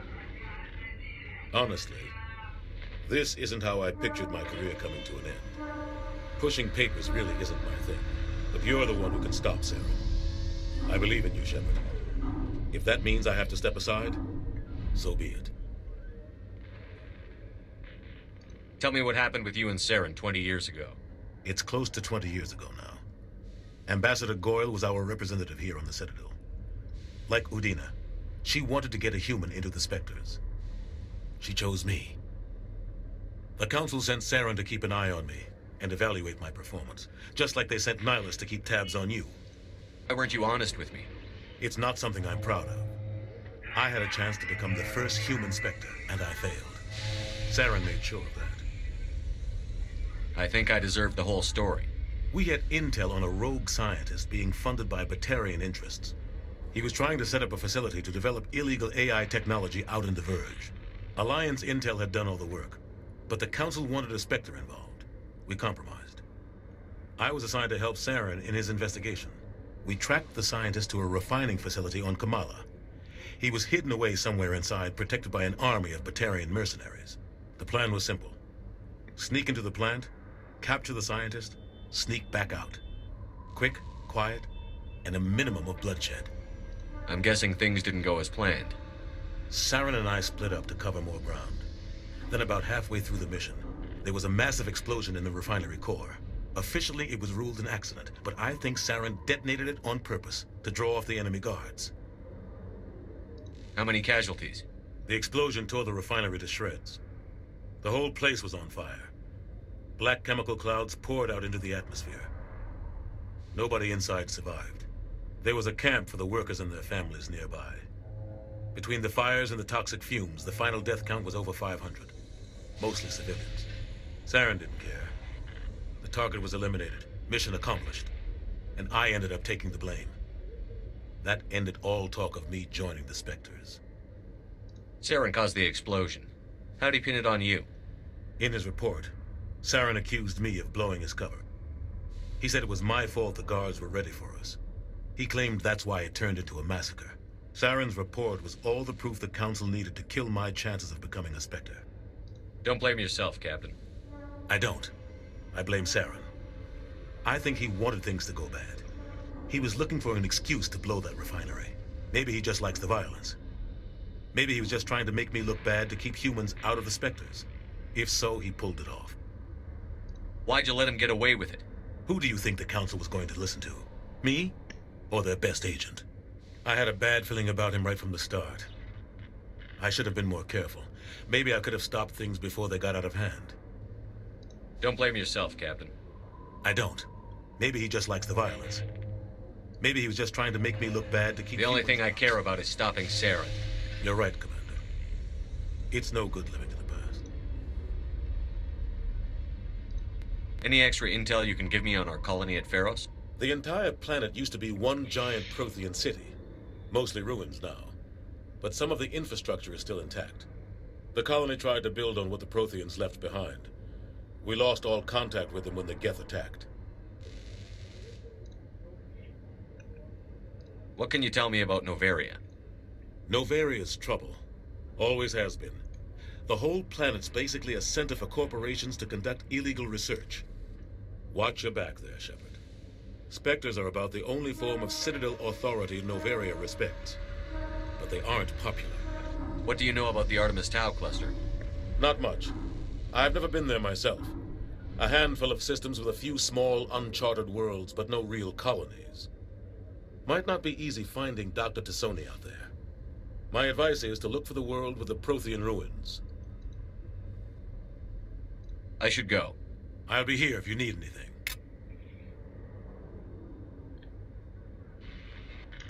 Every time I visit the Citadel, CSEC brings me here for a friendly chat.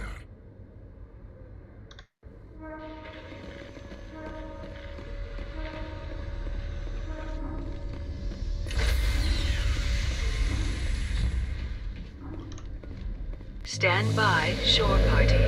Decontamination in progress. I heard what happened to Captain Anderson. Survives 100 battles and then gets taken down by backroom politics. Just watch your back, Commander. Things go bad on this mission, you're next on their chopping block. Captain Anderson should be the one in charge. It's like I'm stealing the ship from him. Yeah, the captain got screwed. But it's not like you could have stopped it. Nobody's blaming you. Everyone on this ship's behind you, Commander. 100%. Intercom's open. If you got anything you want to say to the crew, now's the time. This is Commander Shepard speaking. We have our orders. Find Saren before he finds the conduit. I won't lie to you, crew. This mission isn't going to be easy. For too long, our species has stood apart from the others. Now it's time for us to step up and do our part for the rest of the galaxy. Time to show them what humans are made of. This began with an attack on a human settlement in the Traverse. But we know Saren won't stop there. His Geth armies aren't going to stay on the far fringes of Citadel space.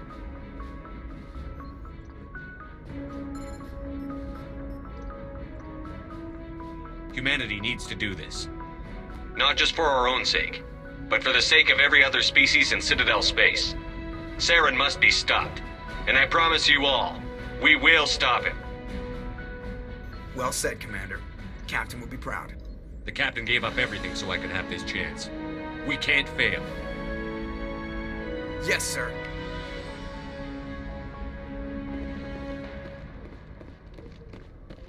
Before I do that, I need to...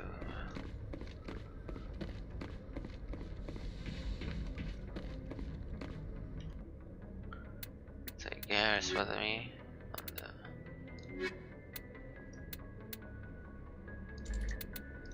these two.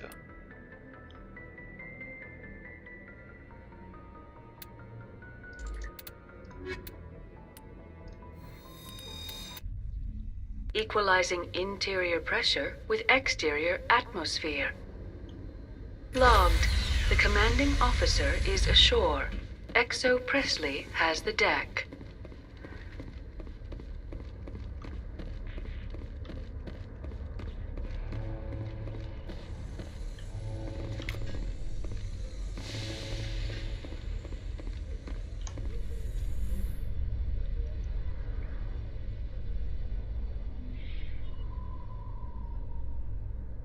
A Solarian excavation team has run into an unexpected problem after unearthing a Prothean dig site. Hanar protesters have blockaded the dig site, claiming that artifacts of the Enkindlers, as the Hanar call them, should not be disturbed. The excavation team has appealed to Hanar representatives on the Citadel to reach a diplomatic solution.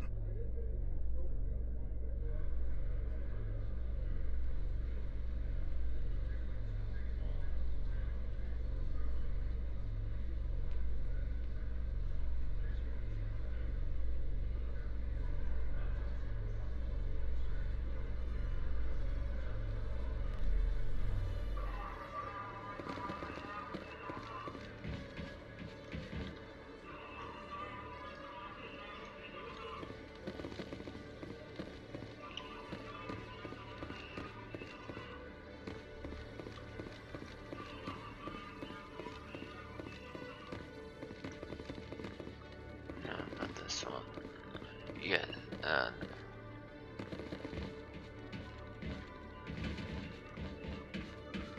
where's the one called Palin or whatever his name?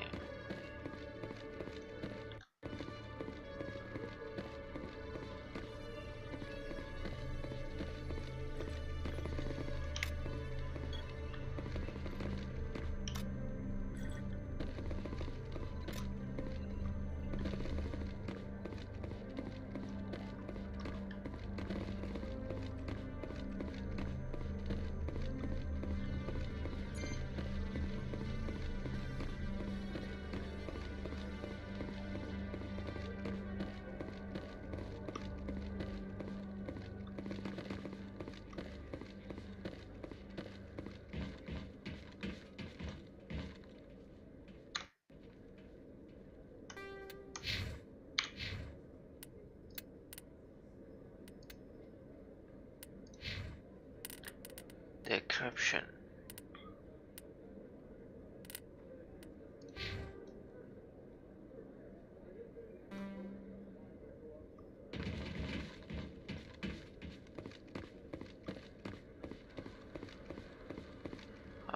Harkin, I need a Harkin.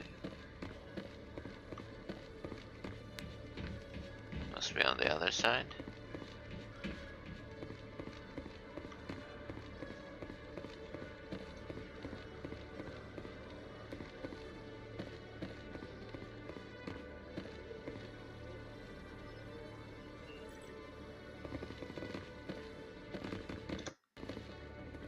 Sec, looking you up.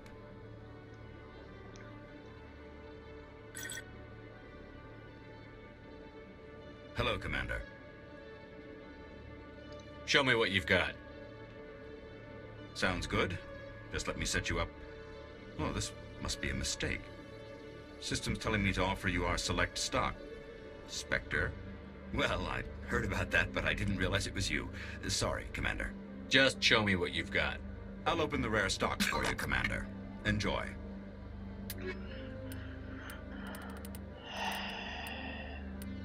Biowaregames. Damn.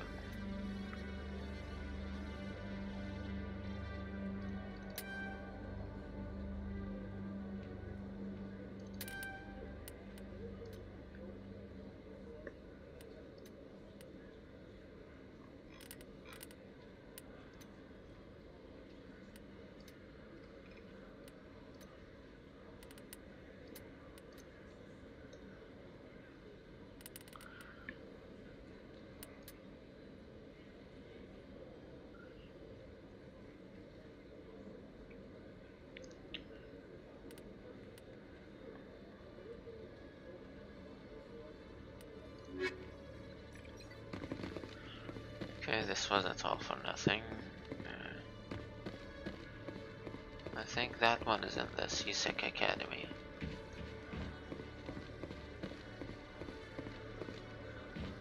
Presidium. Docking bay.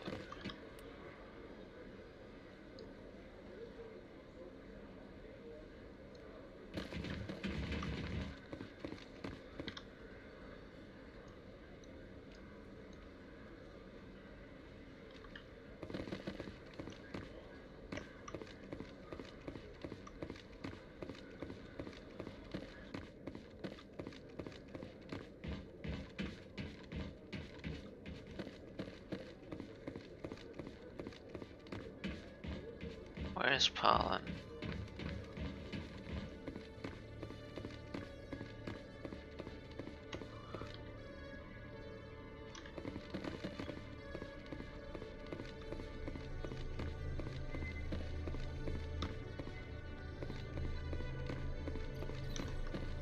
Used to have an office here. Spent half my time doing paperwork.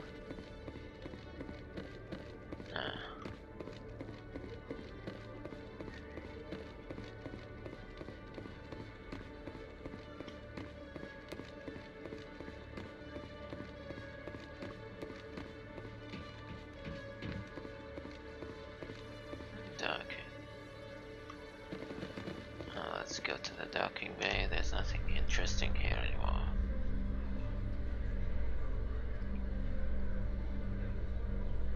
Binary Helix has settled out of court with a Krogan group that had accused the Genetics Corporation of fraud. The Krogan group had contracted Binary Helix to perform studies with a long-range goal of curing their genetic sterilization. The group later sued for a return of investment money when the study produced no viable results.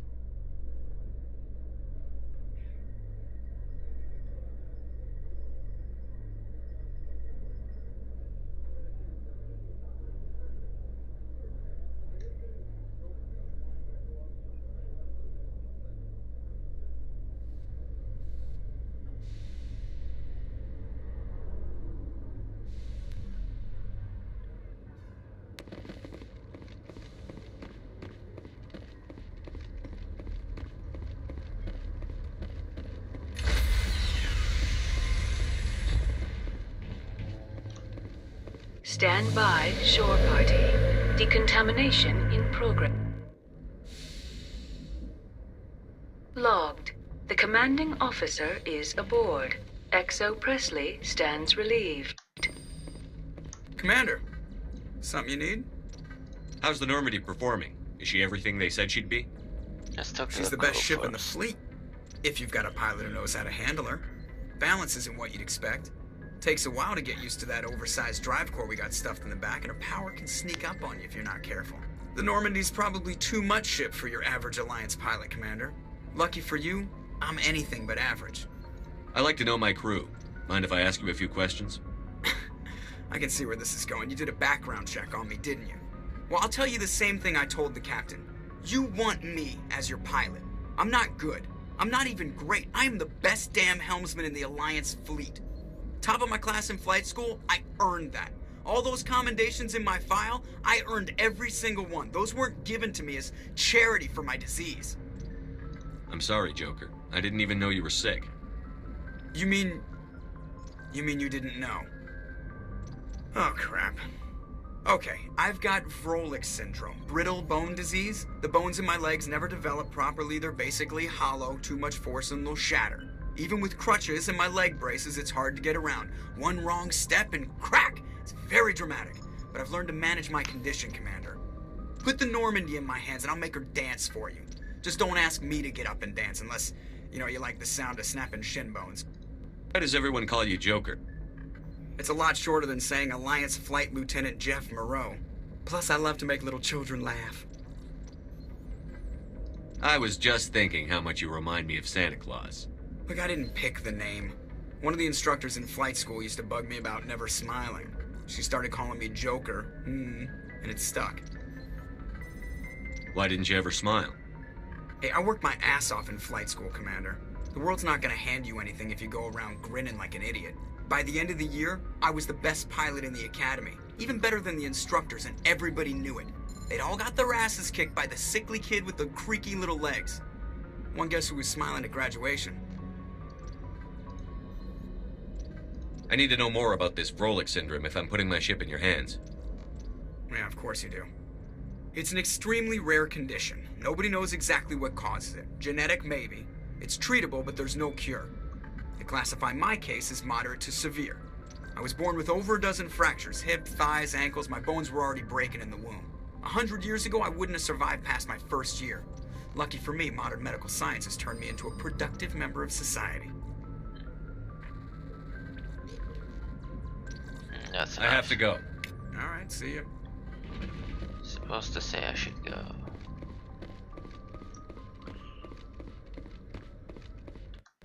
Presley, let's see what you think. If anyone has to take over for Captain Anderson, I'm glad it's you. I'm not sure about having non-humans on our ship, though. We're all on the same team here, Presley. With all due respect, sir, that's what they said about Nihilus. Look how that turned out. Speak freely, Presley. I want to know if you have a problem with non-humans. It's not that, Commander. Humanity has always handled its own problems. Saren attacked one of our colonies. We should be the ones to stop him. We don't need their help. Some people think asking for help is a sign of weakness. That's just being stupid and stubborn. No matter how strong you are, allies can make you stronger.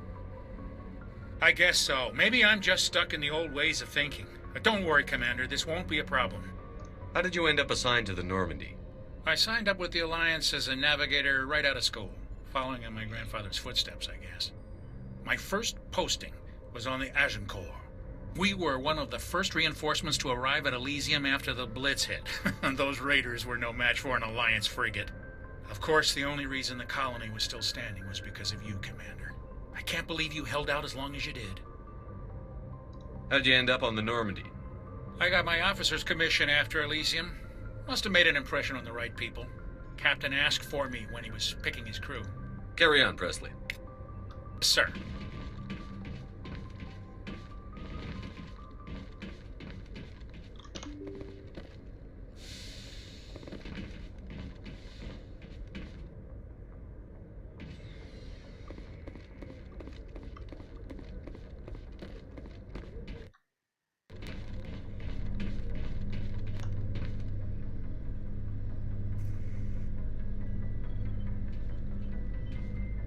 Anything you need, Commander? What's your opinion on the last mission? I don't see how we could have done things any better. At least not without getting to Eden Prime sooner. And we were on the scene faster than any other Alliance ship could have been. Just trying to get a sense of where the crew's at. Thoughts? I've wasted enough of your time for now, Commander. We'll have time for personal debriefings later. We'll talk another time, Lieutenant. Commander?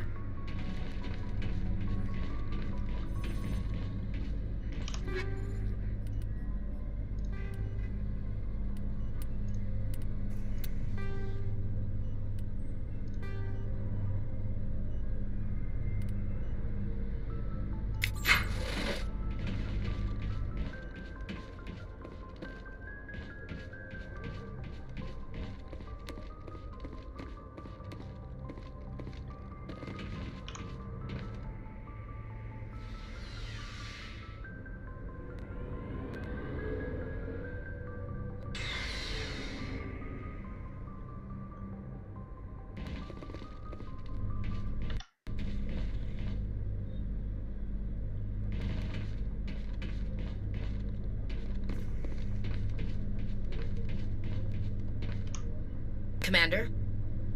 What's your opinion on the last mission? Kinda wish you'd got there sooner, Commander. No offense, I appreciate the rescue. I just wish... You wish we'd been able to save the rest of your unit? Yes, sir. If I had been more alert, we wouldn't have been cut down by an ambush. The Geth are perfect ambushers. They don't move, they don't make noise, they don't even breathe. Sir, they have flashlight heads. I'll make sure it doesn't happen again. Do you have a few minutes to talk one-on-one? I'm sorry, Commander. I need to get my duties squared away. I wouldn't mind talking more later, though. Dismissed, Chief. Sir.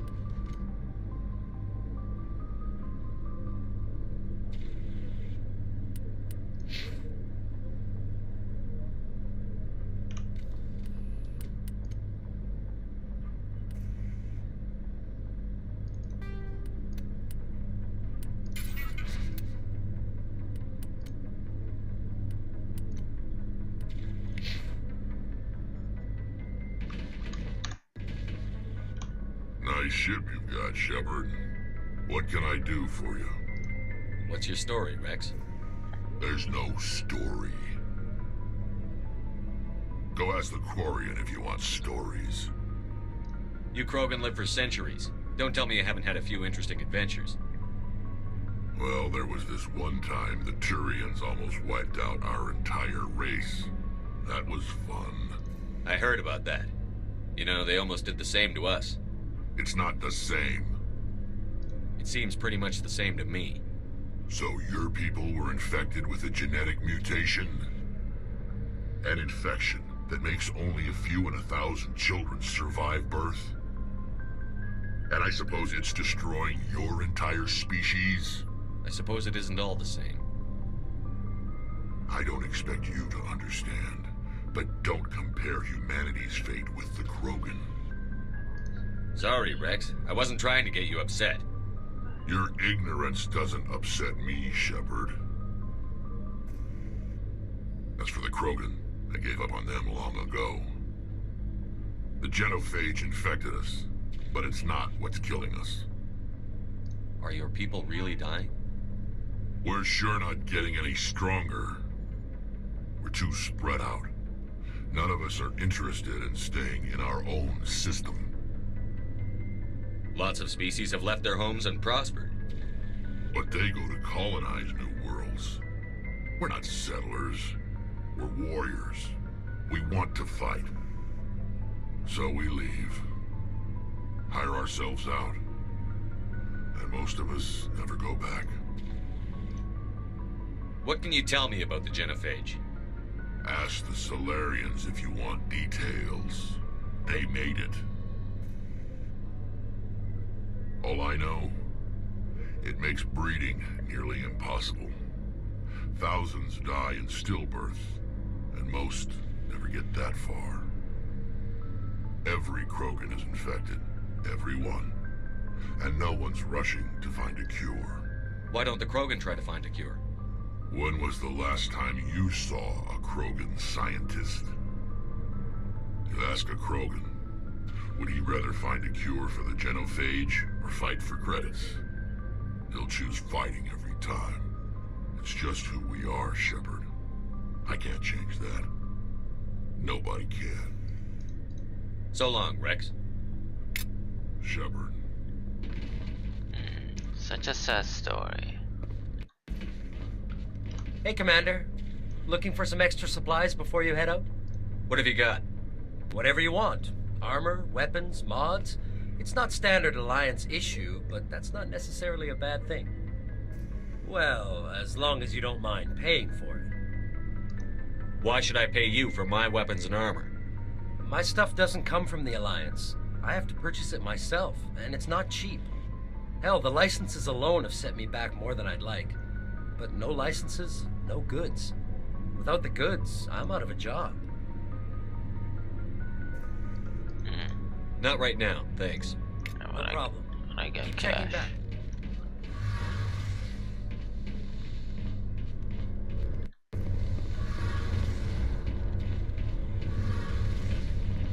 Hey, Commander, you know that Quarian, Tali? She's been spending all her time down here asking me about our engines. I'll tell her to leave you alone. What? No, she's amazing. I wish my guys were half as smart as she is. Give her a month on board and she'll know more about our engines than I do. She's got a real knack for technology, that one. I can see why you wanted her to come along. I figured she'd be a real asset to the team. You got an eye for Tali, Commander, but I'm guessing that's not why you came down here. I want to know more about the Normandy. She's the best ship I've ever served on, probably the fastest vessel ever designed. And she's the only one using the new Tantalus drive core. What's so special about the Tantalus drive core? Proportionally, it's about twice the size of any other vessel. Not only are we faster, but we can run at FTL speeds longer before we have to discharge the core. No sense. Carry on, Adams. Talk to you later. Your ship's amazing, Shepard. I've never seen a drive core like this before. I can't believe you were able to fit it into a ship this small. I'm starting to understand why you humans have been so successful. I had no idea Alliance vessels were so advanced. The Normandy's a prototype. Cutting-edge technology. A month ago, I was patching a makeshift fuel line into a converted tug ship in the flotilla. Now, I'm sitting on board one of the most advanced vessels in Citadel space. I have to thank you again for bringing me along. Traveling on a vessel like this is a dream come true for me. I had no idea you found ship technology so interesting. It comes with being a Quarian. The migrant fleet is the key to the survival of my people. Ships are our most valuable resource. But we don't have anything like this. We make do with cast-offs and second-hand equipment. We just try to keep them running for as long as we can. Some of the fleet's larger vessels date all the way back to our original flight from the Geth. I can't believe your fleet's still using ships that are 3 centuries old. They're constantly being repaired, modified, and refitted. They aren't pretty, but they work. Mostly. We've tried to make ourselves as independent as possible on the flotilla. Grow our own food, mine, and process our own fuel. But some things we just can't make on our own. A patch to maintain the hull integrity requires raw materials we just don't have. That's why our pilgrimages are so important. Want to know more about the pilgrimage? When my people reach maturity, we leave our birth ships and seek acceptance with a new crew. It's necessary to maintain genetic diversity among the fleet. But no ship wants to accept someone who will be a burden on them. So, to prove our worth, we embark on a pilgrimage. We set out alone, leaving the flotilla and our families behind us. We only return once we have found something of value we can bring back to the fleet. This is presented as a gift to the captain of the respective ship we wish to join.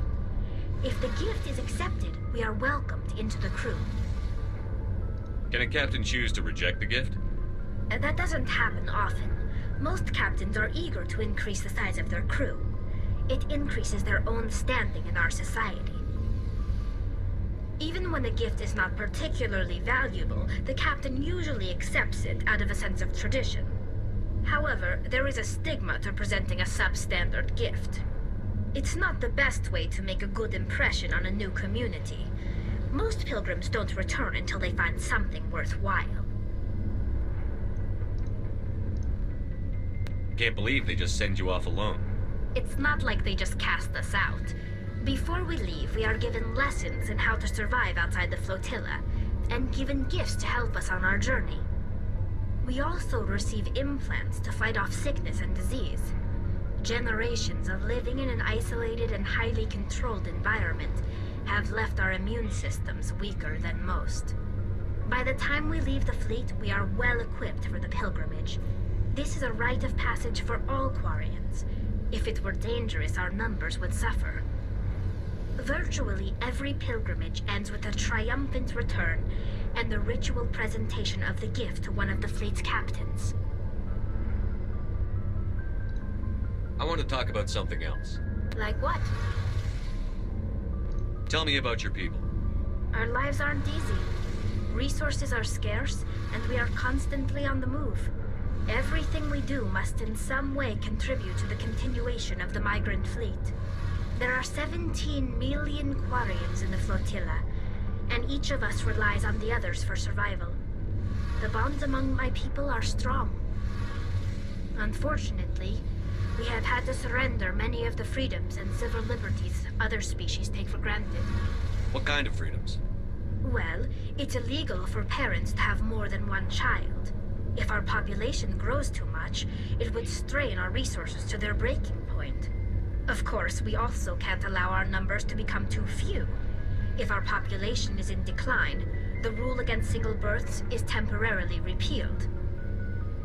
In extreme cases of population decline, incentives are even offered to encourage multiple births, though the Conclave hasn't had to take such measures in nearly a century. That's your government. The Conclave is our civilian branch of government. Each ship can elect a representative to serve on the Conclave and make decisions that affect the fleet as a whole. On matters that affect an individual ship, however, the captain has the final say. It's a tradition that dates back to the early days, when the fleet was governed by martial law. Fortunately, most captains nowadays are smart enough to have an elected council from their crew to give them advice and guidance. So the ultimate power rests with elected officials. In practice, the Conclave and the respective council for each ship tend to set the rules that govern our daily lives. But in theory, we are still under military jurisdiction. The 5 top-ranking military officials in the fleet serve on the Admiralty Board. These 5 have the power to overrule any decision by the Conclave in case of emergency. To do so requires unanimous agreement among the Admiralty, and they can only do this once. After that, the entire board must resign their posts. It's a safeguard that served us well. In nearly 3 centuries, the Admiralty Board has only overruled the Conclave 4 times. I want to know more about the Geth. I doubt I can tell you anything you don't already know. It's been almost 3 centuries since they drove my people into exile. All I know is the story of their origins, what they were when we created them, and how they turned on us. Interesting. The Geth were originally created to serve as an automated manual labor force. Initially, their intelligence was as limited as any VI. Over time, we made small modifications to their programming to allow them to perform more varied and complex tasks, bringing them closer and closer to true AI status. How come the Council didn't step in and stop you? This wasn't true AI research. We may have been skirting the bounds of the law, but we never did anything that was actually illegal. The changes were so insignificant, so gradual, that we were able to control them. Or so we thought. But one thing we underestimated was the power of the neural network. A million Geth thinking simultaneously created an inherently unstable matrix. So, the Geth share brain power? Many of the Geth's logic systems were designed to work in concert with other nearby Geth. Basically, the more of them you have in the group, the smarter they are. So there's some sort of group consciousness? No, nothing like that. They cannot share sensory data or information. Their programming cannot handle that much simultaneous input. Each Geth maintains an individual awareness and identity. The neural network only operates on a process-based level. It's basically the synthetic equivalent of a subconscious.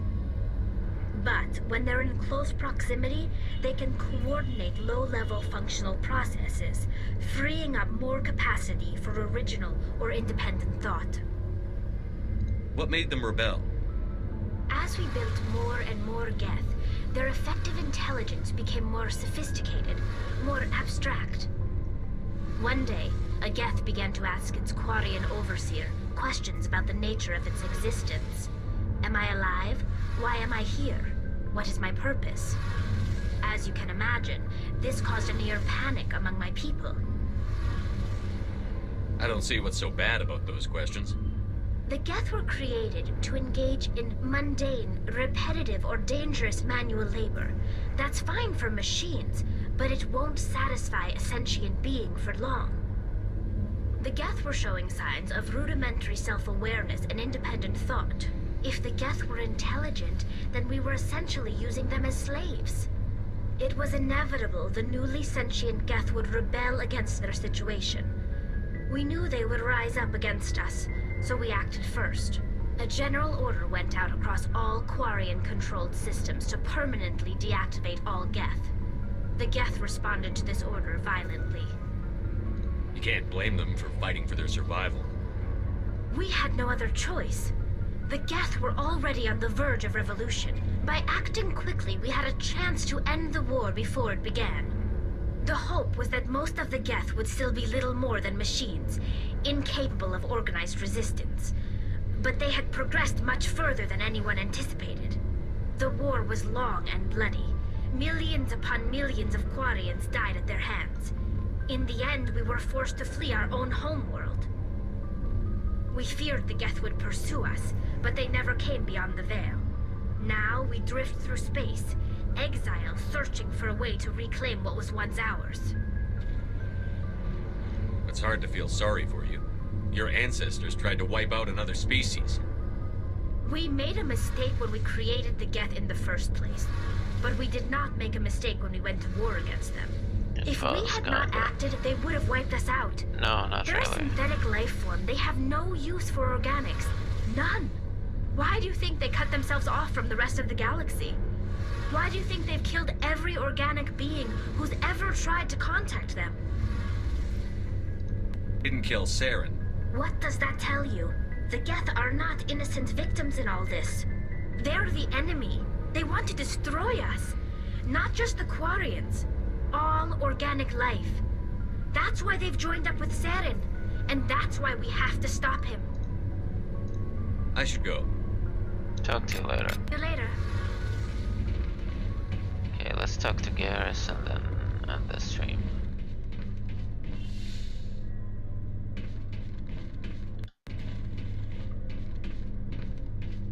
Thanks for bringing me on board, Commander. I knew working with a Spectre would be better than life at CSEC. Have you worked with a Spectre before? Well, no, but I know what they're like. Spectres make their own rules. You're free to handle things your way. At CSEC, you're buried by rules. The damn bureaucrats are always on your back. For the most part, the rules are there for a reason. Maybe. But sometimes it feels like the rules are only there to stop me from doing my work. If I'm trying to take down a suspect, it shouldn't matter how I do it, as long as I do it.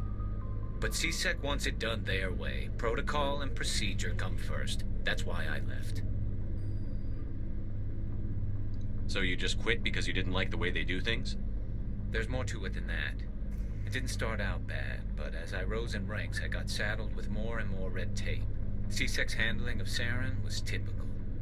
I just couldn't take it anymore. I hate leaving.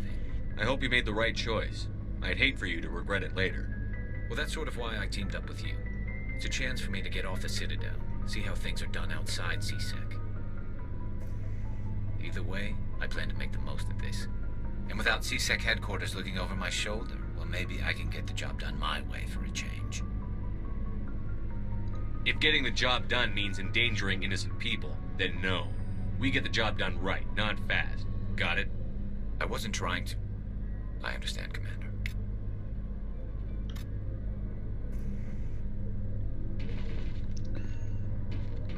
Alright, I think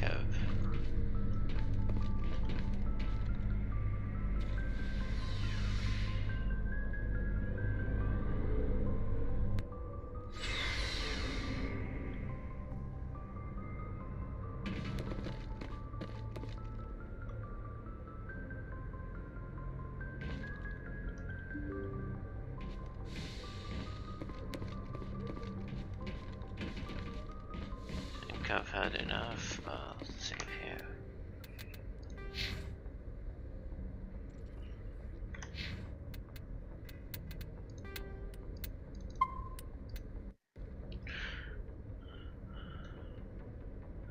Alright, ladies and gentlemen, I hope you enjoyed this. I will continue the rest of the walkthrough on another stream. Don't forget to like, share, subscribe. I will see you on another stream. Goodbye.